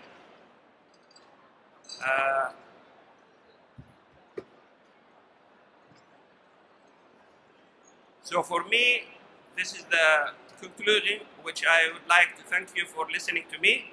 But I think we have something like 10 minutes or more for the easy question. The difficult one, I will not answer. I'm telling you from now, just to be aware. Because I have a couple of questions which I think might be interesting for you in the audience, because as we decided when preparing this afternoon, was it should be really interesting to have one concrete example of one existing project, of one vision, of one model in one concrete country. Thanks, Talal, for sharing this with us. And as you can see here, these are really enormous things coming. On the other hand, I think we should also use this next couple of minutes to get a wider vision of this idea of governments getting involved more and more into wellness tourism. Why didn't they do this 20 years ago, one may ask. It's kind of interesting that now more and more this happens. And I would like to talk a little bit with you about this. First question, Talal, did you, with the projects from Saudi Arabia, get any feedback? And I'm concretely talking about the spiritual idea of yours. Did you get any kind of feedback from other Arabic countries in terms of, yes, we would like that, we would come, you would have more inbound tourism if you would realize more of hotel and wellness projects? Honestly speaking, Saudi Arabia put ban on the number of people come from different countries to Saudi for Hajj and Umrah. So there is a demand. actually there. So we are not meeting the demand before. Now with this new vision, we actually meeting the demands. I mean, I told you the target group for Saudi Arabia is 1.5 billion Muslims across the world. So if currently only 8 million come for Umrah across the year and 2 million come for Hajj, I don't know how much percentage of that. So the market is there, and they are very happy to see this happening now, because plenty of people would like to come and visit these two holy mosques. Would you also think of probably including other major countries from that 1.3, 1.5 billion Islamic population on this planet? Would you like to include them somehow in your plannings, or would you just like to do it and say, this is our offer, please share it with us? No, for example, I don't know if you noticed, but there is a lot of learning we are taking from UAE, for example, because they are ahead of us in terms of making people happy here. So there is a joint efforts between our leaders here in Saudi and in UAE, and they are making joint ministers meeting. They just had two major meetings, one in Abu Dhabi, which bring all the ministers of Saudi and the UAE together to share the experience. They had one in Abu Dhabi. They just finished one in Riyadh last week. So we are doing it with the people who's ahead of us, and we are meeting the people across through our visits. For example, King Salman was just visiting many countries like Indonesia, Malaysia, China, Japan just recently. And if you see the number of people on minister with him and the number of deals we make in this trip, it is amazing. Now, for me, it's amazing because with governments entering into this market, we are facing sizes in terms of investment, as we just saw, which you could never collect with any investor in the free financial market. So we are entering also a new level of investment and guidance, of course, because if at the same time the rules, the laws, the master planning and the money comes more or less out of one hand or out of one group, out of one government, then this means that you could plan a lot from scratch and realize sooner than any other project in the free market, probably. I mean, there is two factors there. One, we are late as a Saudi, so we want to catch up. Okay, and there is a young generation on the leadership. They want to show the nation, which is very young, that we understand you and we will make you happy as soon as we can. So that's one factor. The second factor is the government is trying to work very closely with the private sector, which before was not the case. So there is a kind of joint hands. Most of the new ministers of the government today, they are ex-private sectors. You wouldn't imagine ex-Unilever, ex-B&G, ex-Savola. So the giant private sectors. So they're bringing a new mind, a new spirit to the country. That's very interesting. Let me come back to that general idea of governments getting involved in wellness tourism, because I think this is really very new. I just want to ask you personally, from your personal experience of so many years in the business, why do you think is this happening right now? I think I will just repeat the same thing. One, we have a young leaders coming to the country. You know I'm sorry. I meant this generally, not just Saudi Arabia. Okay. Because we see a new involvement, of course, here in UAE. We see it really in many countries now. Why do you think it happens now? I think honestly, all the countries would like to try to keep their nation happy with them. So everybody is trying his best to do whatever is suit his nation. So, and the biggest player in this region still the government, not the private sector. I mean, this is very fundamental. So the government try to make themselves more flexible, more appetite, more applying to the market now. Yeah. We have a discussion, for example, in Central Europe, political discussions going on in this direction with wellness tourism as a new chance for governments to lower their healthcare costs. Of course, it's not as strictly regulated in the sense of now we know it and now it has to happen. It's a free market and it has to develop slowly. But we do have a discussion like this. I would not be surprised if in the US it would be a lot different, because healthcare costs go up like this. And there is something between waiting for people to be sick and then the healthcare system comes and helps you, and to proactively do strategies against it, because it costs a lot less. Do you think in this area, when we read about Dubai Healthcare City, when we read about the master planning in Qatar, for example, when we read and hear about the Saudi initiatives, do you think this is also a topic, the public health and public healthcare costs? I think the fundamental things is the things you cannot measure, you cannot manage. So what the government is doing now, especially in Saudi, I'm talking, they diagnose the issues in their 2030 vision plan, and they find that, yes, we have a young generation, I say 60% below 25, but there is a lot of disease which never before available in the nation.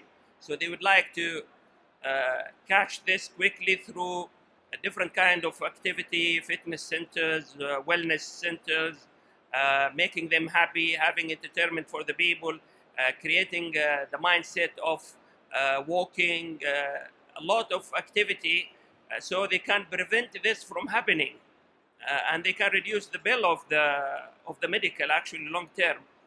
I think this is the numbers is showing that it's very risky to continue the same thing of eating junk foods and not making any activity, and having shortening life. In the vision of Saudi Arabia, they want to increase the life of the Saudis from 70 to 80 by 2030. So that's very clarity. They want them to have a good life.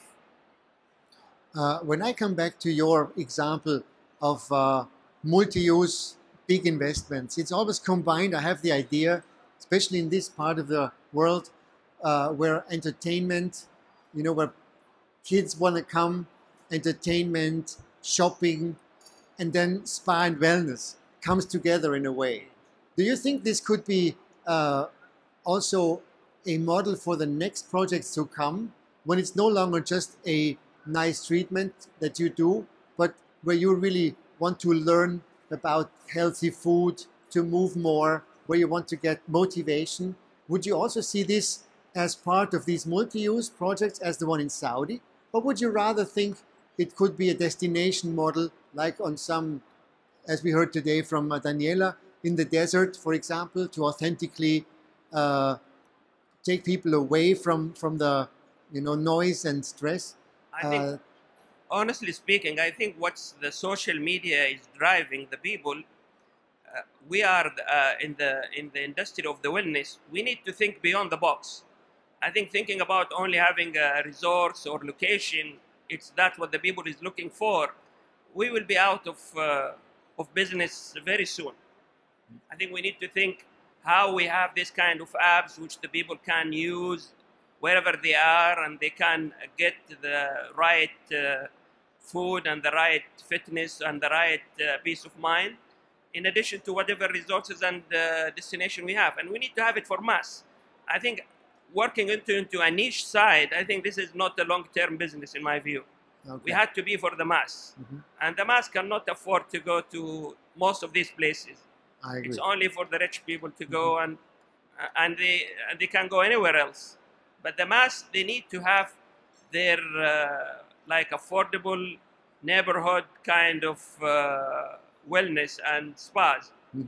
I think this is very fundamental for the industry itself. If we ignore this, sooner than later we'll be out of business. Okay. I have one last question for you, Talal. Since you are also participating since several years in the Global Wellness Summits discussions about wellness tourism, so you really experienced yourself, but also know what the discussion is generally and globally. There's many people still in the spa and wellness industry who, as we believe, doesn't really understand the full potential of wellness yet, in the sense of what could it do for people to become happier, to to stay, let's say, healthy from a mental point of view, not to get depressive, weight management, community, drug use, and all that kind of stuff. There's a few out of 200 countries on that planet, a few governments that have understood the necessity and have made master plans. Do you think that we, as a wellness industry, have to explain to the governments more what wellness tourism is about and what it could be? Is that something that we have to bring into these governments and parliaments? Or can we take it for granted that they know what some in the industry don't even know yet? I mean, I had this debate with Susie many times. I know for a fact sometimes she said, Talal, stop it. But I will continue to repeat it because I do believe that our kind of, the summit is a great summit. You have the best leaders across the world in this industry, but it's mainly private. So you don't see in our summits any real government involvement or even big flagship interested company like the insurance company, like the medicine company. I know Susie is trying hard, and maybe in the next summit there will be a big panel led by Saska, if I'm not making a mistake. But I think if we are in China, we need to act Chinese. If we are in Saudi, we need to act like Saudis. I love when we went to Mexico, for example, that the government moved and removed all the salt from the restaurant table as an initiative to reduce the blood pressure problem they have. You know, you had to ask for the salt to come. And they put waters everywhere, in the offices, on the street. So the government, even if they are poor, they can do very small things to increase the health and the wellness of the nation and the mass. Not only resorts and whatever destinations. It's more than that. And I think as a Global Wellness Summit, we have a major role in this, which we did not yet accomplish, in my view. Well, thanks, Talal. I could go on. Time is out, I think. We're pretty much on time. Thanks for coming. Thanks for joining us. And thanks for initiating a debate, which I'm sure we will have more of in the future. And I'll be happy to share anything we have to tell you and learn from you in the near future. The lady have a question here. Yes, please. Hello, I'm Shabnam from Iran. Thank you for your good information and also statistics. I have a question. You mentioned that about the project Ladies Alone.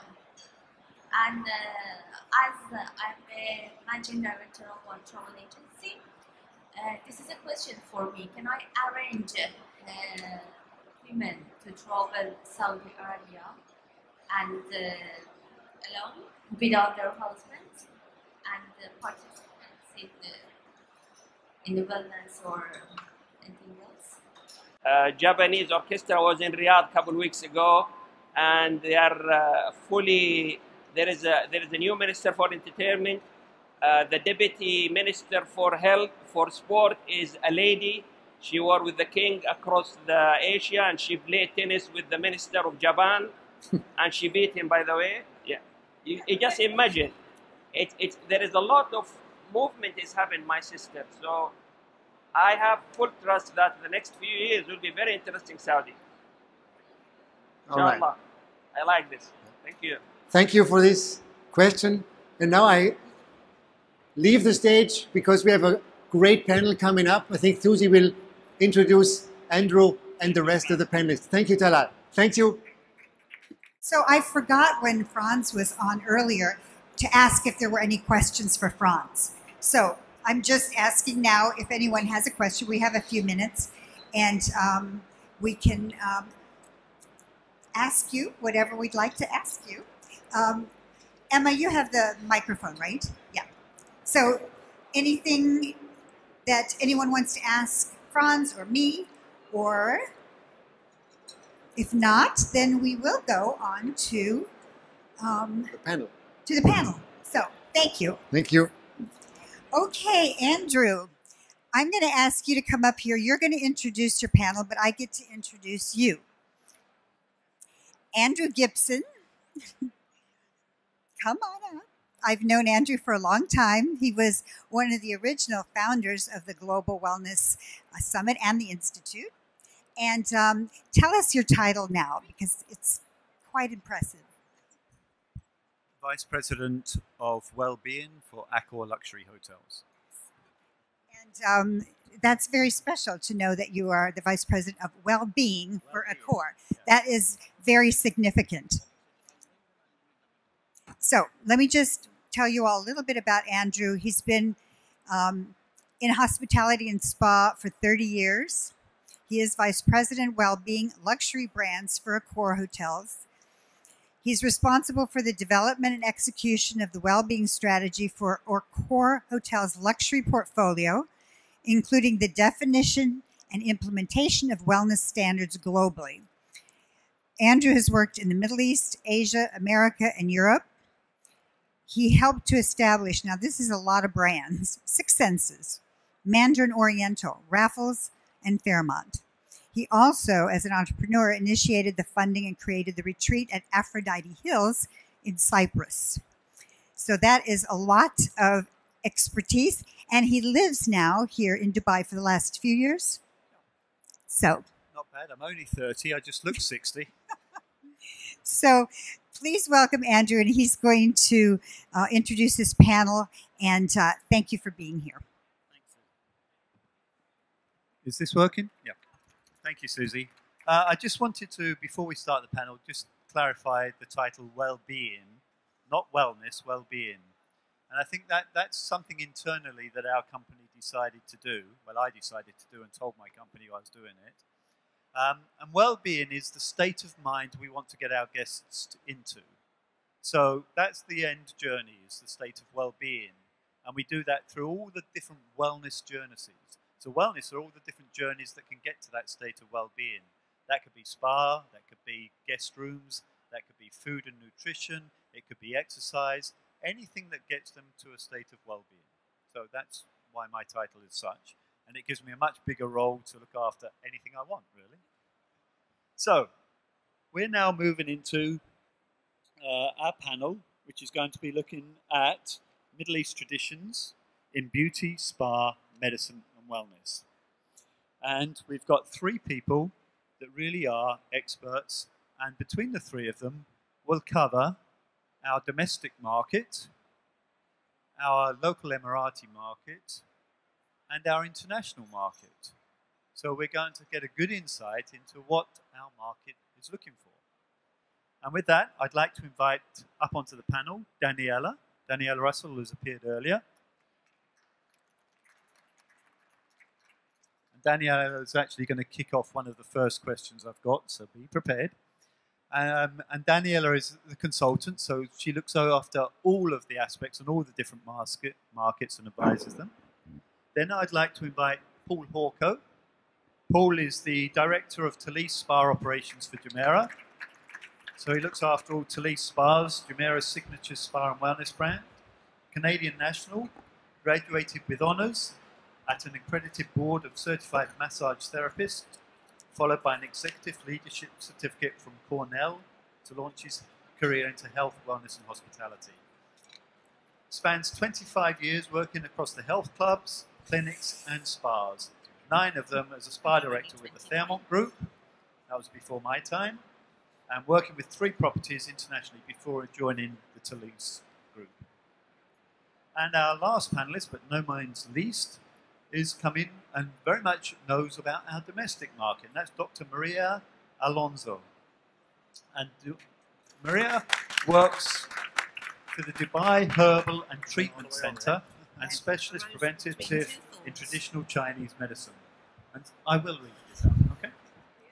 So after graduating in 1992, as an allopathic physician, Dr. Maria worked for 3 years in neurology and 4 years in psychiatry.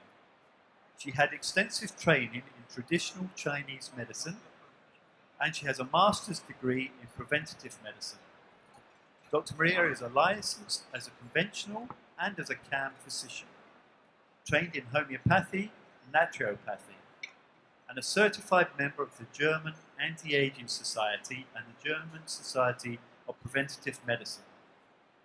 and she has many years of experience treating male and female infertility and in the complex field of food intolerances and or allergies. So very, very relevant today. So that's our panel, and our topic, as I said, is Middle East traditions in beauty, spa, medical and wellness. Middle East traditions, well, everybody can conjure up some kind of ideas, and we've already heard, and probably the top on the plate is hammam, but there are many other traditions.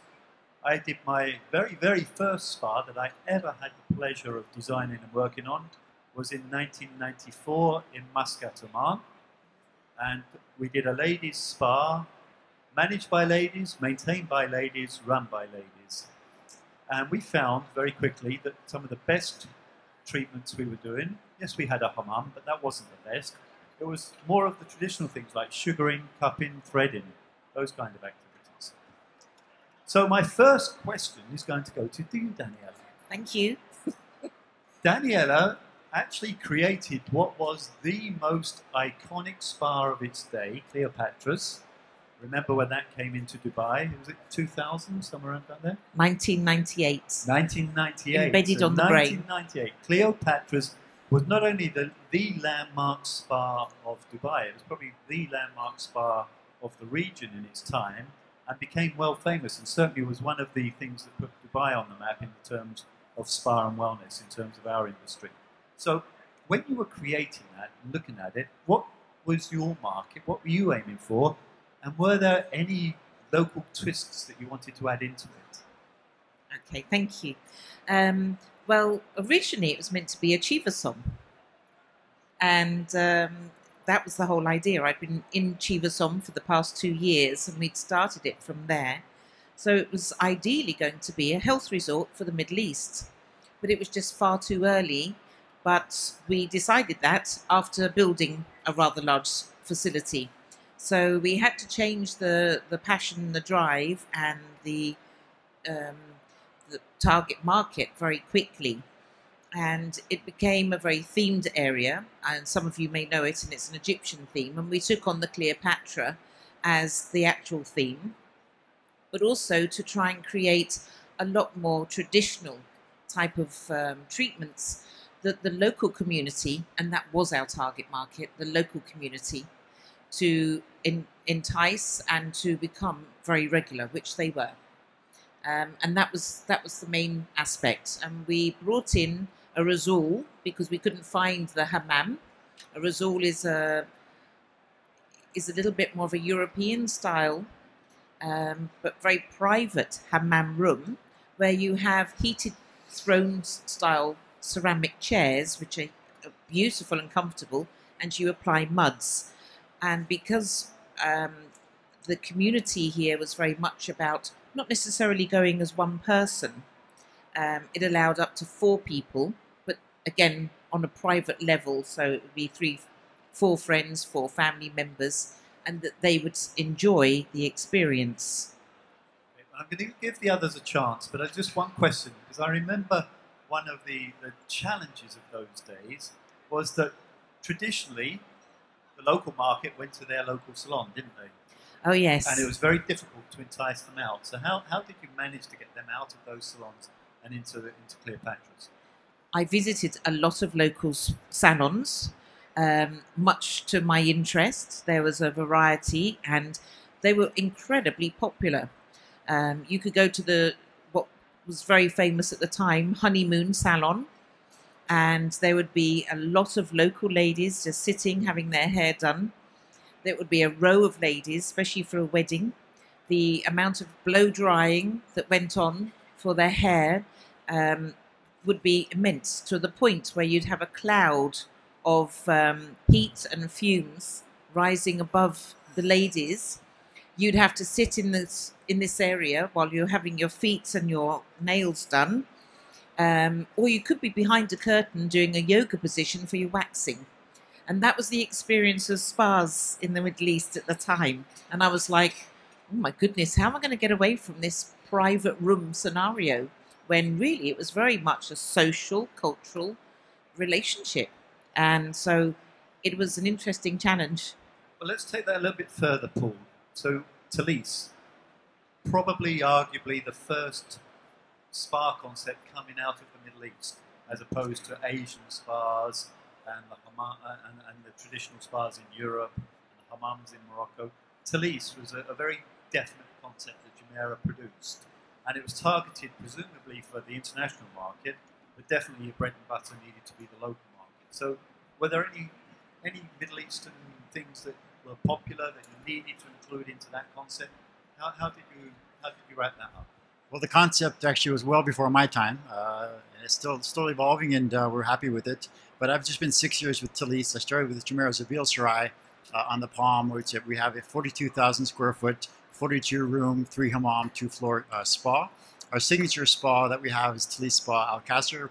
We have the spa director Stefan Wagner back here, and really that spa, to an extent, is a build within the Arabian resort of Dubai, Al Qasr Madinat Jumeirah. So by design and architecture, it is a fit for that environment. We are quite popular with with Emiratis, with international clients. And I think more so to start with, we have a strong residential expat pull. We probably have about a 45 to 50% usage from Dubai-based residents versus the opposite. So. And I have to have a slight bias on Talisse because I worked on it when it was being designed and was the moving of it. But I think one of the things that was a big attraction, but also a challenge, was that it was actually outdoors, wasn't it? And it still is. And that's to our benefit at the moment, actually. We have cabanas. We've made the environment quite conducive for most of the year with the outdoor pool. But from when I arrived 6 years ago from Canada, from working in Bermuda and North America, I picked up the phone, my phone in the office, and somebody called me and it said spa wellness director.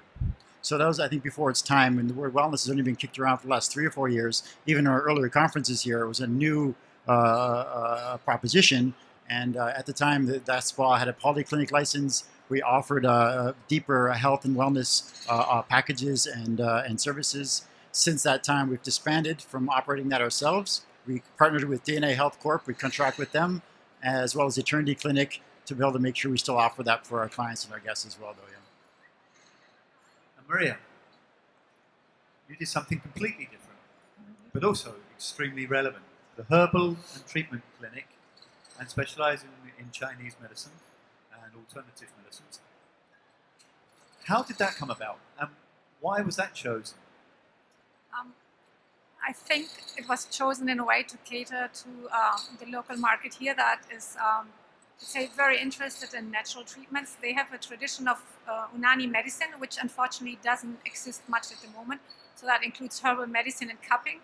And if you compare that to, for example, Chinese medicine, where you have herbal medicine, you have the cupping in a slightly different way, but you have that as well. So it's something very similar and very close to the Emirati population anyway. So I think initially it was created, in order to cater for the local population here. And then it extended. I mean, even Ayurvedic medicine has a lot of herbs and very natural treatments. And Emiratis, I would say, are very much likely to choose rather this type of treatment than a more like, let's say, conventional approach. And what percentage of your customers would be local Emiratis? For the last couple of years, we have like a constant 30-32% of Emirati customers, visit-wise, but also revenue-wise. Yeah. Same expectations as international market? I would say yes. Yes. Yeah. I mean, it's like the general global trend going towards more like a holistic approach where you just don't get treated for a symptom, but rather like as a complete person with different needs. And we include also nutrition and also yoga, meditation, all these things. And that's very, very well accepted. So, yes. So, if you were adding any new facilities, all of you, what would you do today? What would be the features that you think you would want to add on? Would you carry on doing the same thing? Do you think there's something new needed for the market? Let's start with you, Marie. I would say we just upgraded our facility in a way that I would say I would leave it as it is at the moment, yeah. You have a fairly regular, stable customer base. Increasing customer base, yeah. We have. So would you open more centres or just expand the centre you've got? well, I think just delivering good quality, stable good quality, it's a challenge enough. So I would say we'll stay with that. We don't plan any franchising or anything at that point. Yeah. Paul? No, I think the facility-wise, and has been brought up and has been discussed, and I think we're aware, it's about the expertise, about what happens in the spa versus the hardware, the software, and we're focused on our quality, our consistency, our brand, our reputation, and actually the offering itself, evolving it from a traditional spa to a more of a wellness offering as well. Being a consultant, obviously I don't have a facility of my own anymore, but I would. I'm working on a project, the retreat on the Palm, which is will be the very first wellness retreat. Yeah, I'd like you to tell the audience a little bit more about that, because that's quite an interesting concept, and I want to lead into that in a little bit. So. Okay. Do you want me to go ahead. discuss it now? Yeah. It's a resort of 255 rooms. Good. So a little bit against what we understand as wellness retreats, but what they've tried to do is bridge the gap between a resort, but having a wellness retreat within the facility or within the grounds.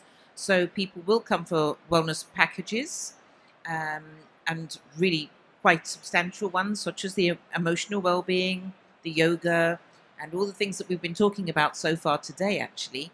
But also you've got a hotel resort facility, which allows the families or the bigger groups, which is, again, the target market that they've been aiming for as well, to come and stay. And they just today, they've signed an MOU with the Dubai Health Authority for the Dubai Health Experience, which is their new program that they've just launched for 2020. And is that for international market or local market? That's for or GCC market. Well, it's the initiative of the Dubai Health Authority for the international market, using wellness and medical tourism as the focal point for Dubai. So let's touch on medical tourism, because it's come up earlier in the conversations. I'm going to put you all on the spot now. Why would people come to Dubai for medical tourism? Oh, sorry, not medical tourism. Why would people come to Dubai for wellness tourism? There are so many well-established places in Europe, and there are places in America. What would be the attraction of coming to Dubai? I take it that's me. No, well, you're building one, so you can start off and give the others a chance to think. I wanted that chance too, but the weather is actually a plus here. The facilities, Dubai has got a very good name for a lot of activities. It's a beautiful location. It's on the Palm, so that's always very appealing in itself. The grounds are stunning. So you've got a resort feel, but with a much more comprehensive offering these days, which is something new for Dubai at this moment. As much as we've got within Paul's region, where we've got the Talise group, where they're doing such an amazing job, and they've really put wellness onto the marketplace along Dubai Health and Treatment Centre. This is a resort, so it's bringing in a different group of people, and it's another attraction. Paul, with Talise, you've got some DNA testing and some other interesting features that you're doing. Would you mind expanding on that, how successful that is, and that can lead to your answer of why you think it's going to be good? We don't actually operate DNA Health Clinic. It is a third-party contract. We work closely with Dr. Nassim, obviously, on Global Wellness Day, on initiatives, and it is a partnership within our property and our hotel that does round out our offering. Really, we are, I guess you can say, the well-being or the soft wellness offering at Madinat Spa in any case, and he's there to take it to the next level with programming, testing, and more of the medical allopathic route, if you will. But it's a good marriage, it's a good partnership, it works quite well. We have the Tai Chi, the yoga on the beach, we have the meditation classes, we have diet, nutrition, and if people aren't fully aware, when you say Talise, it doesn't refer to spa, it is actually the wellness brand for Jumeirah Hotels, which is actually embedded with fitness, nutrition, and spa. We're actually growing to the point now we've actually just hired a workplace wellness manager. We've hired a sales manager for spa specifically. So I think one of the issues that we've been having in this region not issues, but we're just getting there now. It's not easy to sell spa treatments to travel agents and to DMCs and to third-party operators versus programming and wellness offerings packaged with the hotel, which is where we're moving towards, and why I've hired people to actually help us take it to this level as well. So, Maria, you do basically for the local market, but you offering something that you're an expertise in, and you've got that reputation now of providing the expertise in this field that doesn't really have a lot of competition in this town. Would you ever consider doing accommodation with that and bringing groups in? I think that's a good idea. Thank you. We have not done that yet, but I have to say we have quite a regular number of clients that come from the GCC region, because it's just very easy to hop in for a day, come for a consultation, couple of treatments, go back, come after 2 weeks. Some stay for a couple of days because they're on a business trip anyway. So we cater to that market too. And what we have done, we come from a little bit different angle. We come from the medical part. We have added a wellness retreat to our facility and a health restaurant, which is gluten-free and sugar-free. So even people that want to spend the whole day within our premises can do that now. I know a good hotel brand if you're looking for partners. Thank you. Okay. To further, I mean, to answer part 2 of your question, why would people come to Dubai for a wellness vacation or stay, or why would they be attracted? I'm really quite proud of what we've done in Dubai. I'm proud of the leadership. I'm proud of the teams. I'm proud of the professionalism. I think we've grown and matured significantly since I've been, and as well as, I mean, we have some of you've seen the images. They're quite, I mean, you've seen a few of the pictures, but we have some of the most luxurious, therapeutically designed facilities in the world, if you ask, and highly awarded facilities at that in the whole world.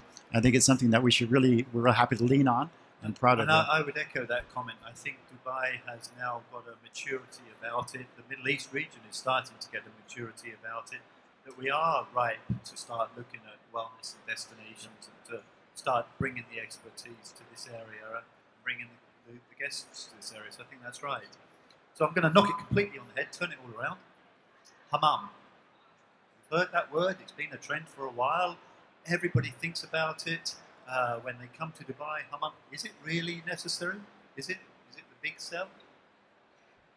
Paul. We operate a few hammams, yeah. Well, we're still building them. We're putting them into future operations in Abu Dhabi and in the region.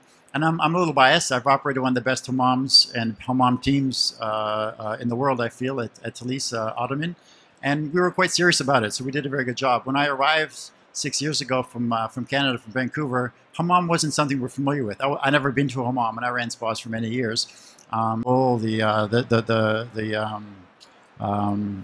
Furnishings, it's everything we bring is authentic. The training, the staff are from Turkey, the oil, the olive soap, and to me, I've always loved the body scrub as a therapist or back in my, and it's really is the epitome of that experience, but in a ritual, in an art form.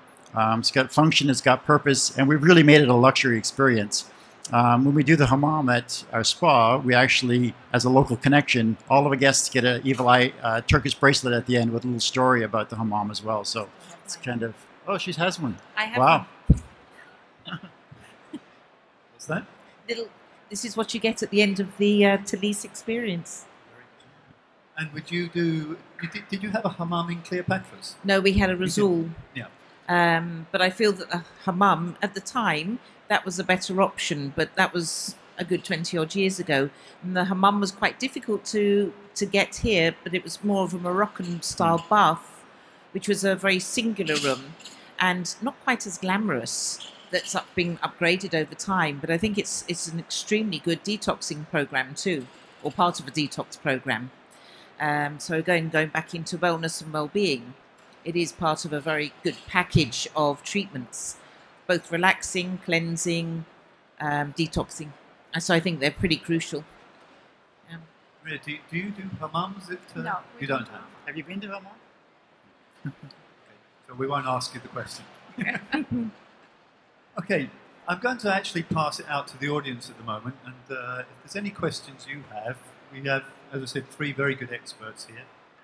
So does anybody have any questions? Anything you want to know about basically the spa or wellness industry in the Middle East?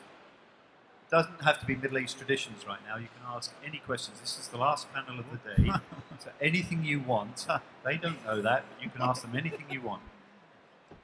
Come on, Mary. You have a question, Mary. Come on, what is it? Ask me. Oh, I shouldn't have said that. You have to ask Daniela, though. You have to ask Daniela. Yes, you want it from Paul or Daniela. I get very frustrated over the years looking for great, healthy eating menus.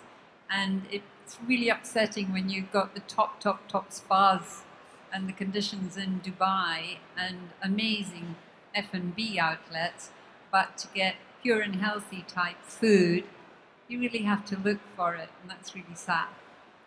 Answers on a postcard. Well, we have a nutrition specialist and healthy chef, Gabrielle Kurtz. She's quite popular and famous in this region as well. And it depends on the appetite of the hotel as well, how far it's going to go across the menu. Spas, the wellness entities, we can control that, and it is there, and it's quite powerful.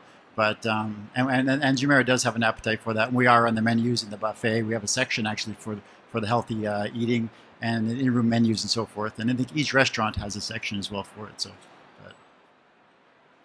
Yeah, we just opened our Eat Well restaurant, which is completely gluten and sugar-free, partly organic, and we have options like paleo, vegan, and vegetarian as well. Just to have like this 360-degree approach to health, wellness, and of course nutrition. And yeah, I have to say it's very, very well accepted. And we started doing meal plans as well, because that's one of the popular things here also regionally, that people don't like to cook or shop or prepare their food themselves. So they're happy if they get it delivered to their doorstep and it's healthy on top of it. So, yeah.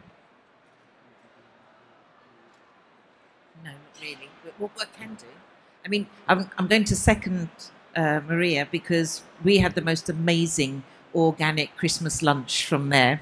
It was fabulous, and it was the healthiest option I could find. It was amazing and very good value, which again, sometimes a problem where you're finding organic or healthy foods where the price can be high. But going back to Mary's question, why don't spas do it enough, is because often it's been a challenge. Until recently, people are looking for healthy food. And up until that point, you created spa menus, but nobody took them. They still wanted a burger. And it was amazing. So you had to sort of bring it to the point where you say, well, a burger isn't an option. You either take the salad or you don't. So they didn't. So that was the biggest challenge. But now we're getting the demand, and I think it's now becoming cost effective, I would say.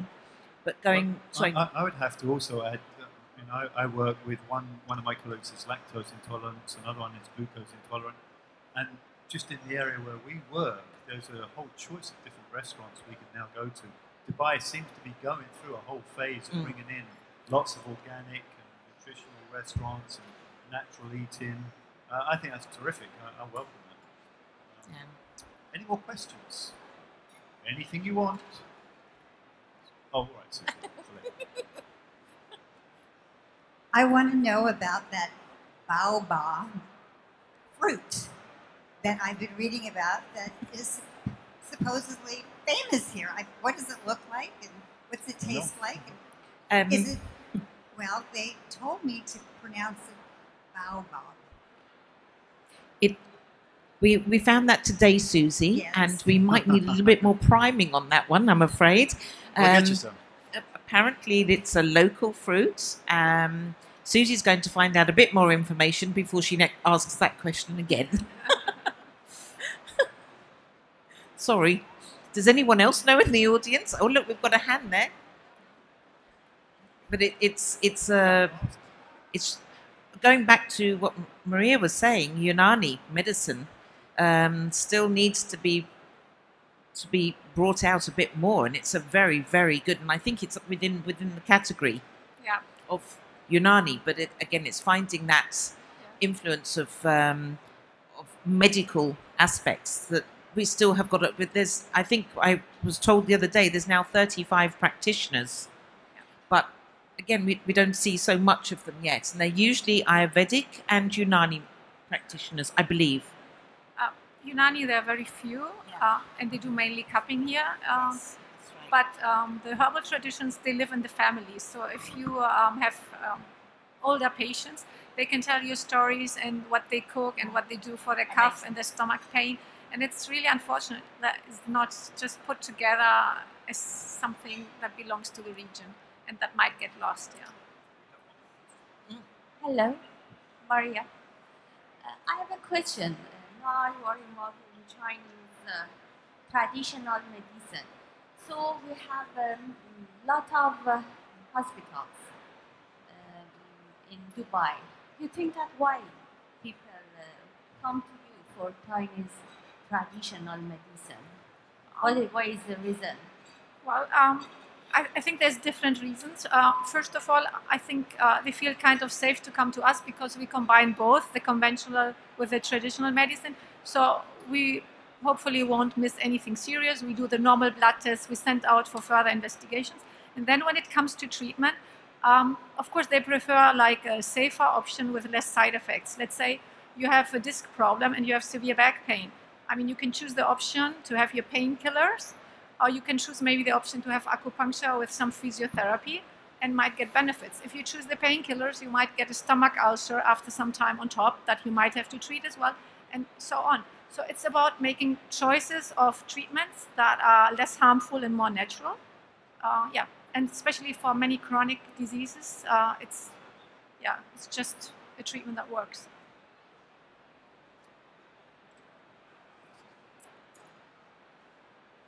Hi. Just regarding the indigenous treatments, the Unani that you're mentioning, are these also supported by scientific research, whether they are actually effective or not? Has there been any publication regarding it? I'm not a specialist in that, and I'm not aware of any scientific publications. But again, it's the same problem with most of the alternative treatments. Yes. You have very little research because you have little funding on that and little interest of big companies, and that's why. But I the don't issue think comes: how can we recommend it if we don't know if it is effective or not? So there must be some research behind it. Well, I think thousands of years of tradition and people that have done it and have had the benefits, I would just call it evidence. Yeah. It also, to respond to that, there is a centre in Al Ain, which is quite a private R&D research centre for predominantly Unani medicines, but they keep it in Arabic. So it's a little bit more difficult for us to get the findings. Okay, well, I'd just like to conclude. Thank you all for staying to the end, and great, we've got some good questions there. I first started my career actually in 1984 in Abu Dhabi, and I spent 4 years in Abu Dhabi and then 10 years in Muscat, and then I went off to further parts of the world, and I've just come back over the last 3 years. I look after 550 hotels and resorts around the world in our luxury division. And what I'm seeing is that it's very difficult to sell wellness in a traditional hotel. If people want to go on a wellness package, they'll generally go to a destination spa or a treatment center or stuff like that. It's tough work to sell it in a hotel. But, here's the but, times are changing. Demand is picking up. There is more and more demand for some aspect of development, whether it's just in the food that we provide, or whether it's in a good night's sleep, as the Six Senses sleep package is doing, or whether it's actually in something we're doing in the spa, or whether we're bringing practitioners into our hotels. More and more demand is coming. And the message I give to our general managers is persevere with this. It's moving, the industry is moving, the public are moving, and this will become a main feature in the next couple of years. It's going to come. And the reason I say that is because I think Dubai is poised for that. One thing I've noticed in all my years, if Dubai wants to do something, it does it, and it does it well.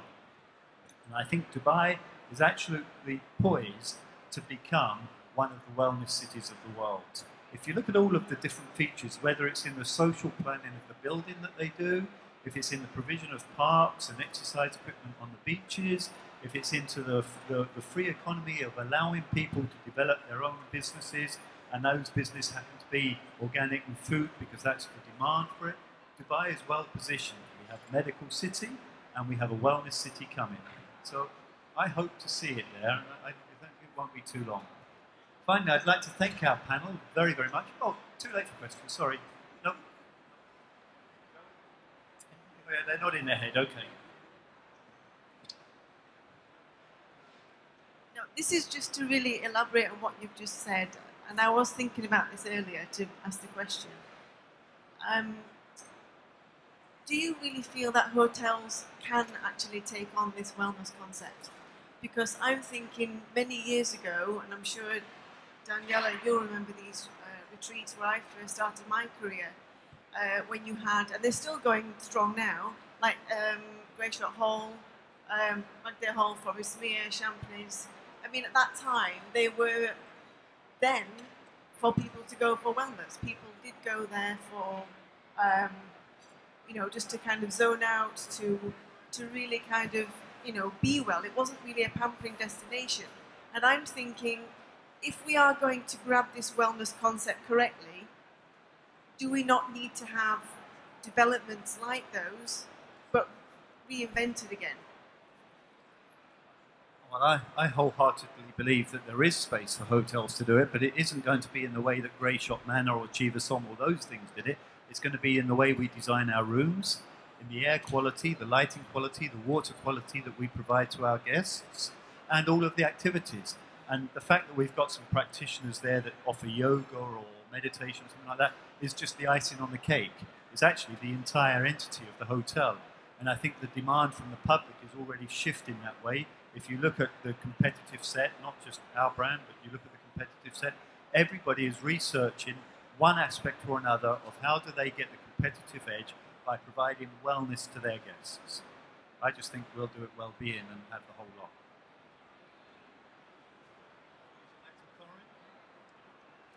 No, I think you were quite succinct in that. Thank you. Well, once again, thank you very, very much for coming, and Stan, thank you to my panelists. Thank you. Thank you, Andrew. Why don't you wait here for just a second? We're just going to wrap up, but I'd like to ask Franz, Andrew, you can stay here. Helen, I just want to, if Talal's still here, any of our team, just come on up. I have one last question for you, and then we're going to wrap. So come on up. And my question for you, and I do want to, yeah, come on up. You can just, right there. There's a lot of talent on this stage here. My last question, and this is actually because I'm very interested in this, and I hope you might be as well. I want to know what you either learned or what you were surprised at this afternoon. You were here, you heard all of this discussion, and I just want to know if there's anything that you learned, maybe that you didn't know, or that surprised you. Who wants to go first? I didn't know about the fruit. I learned about the fruit. That's right. Okay, the fruit. Okay. Helen. I would say, although I believe that exercise wasn't that popular, probably because of the heat, and as you say, culturally in Saudi Arabia, but to learn that that only 14% of people exercise once a week currently in Saudi Arabia, that was pretty surprising. Yeah, and encouraging that there's room for growth and there's opportunities for change. I'm still thinking. Sorry. Paul? I guess for me it was a justification or an encouragement, mostly what Frank was saying, Lindsay was saying about in his presentation. I think that we're in line with that here. And from my personal perspective, professionally, I think that we're very in line with the mentality, the results, the direction, where we're going, where we want to go, need to go. And secondly, and speaking to Ingo, I didn't know he created the Sleece brand. Apparently, he was part of that as well. Many people have been, but that's so, yeah. Dr. Priya? I thought it was very interesting to learn what you can make out of a hotel room if you improve the lighting, the quality of the air, and so many other things that you even don't think about when you enter a room. So I think that's quite fascinating, and I think that's really a way to go.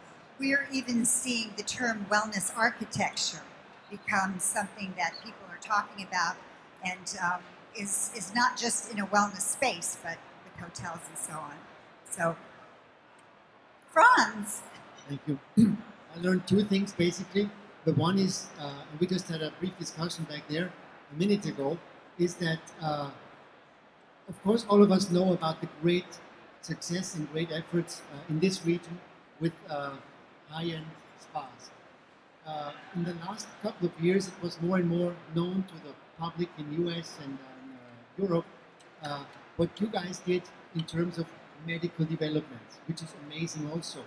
But what I really learned today is the gap between the one and the other. It's like jumping over the wellness in a way became a lot more clear in this afternoon.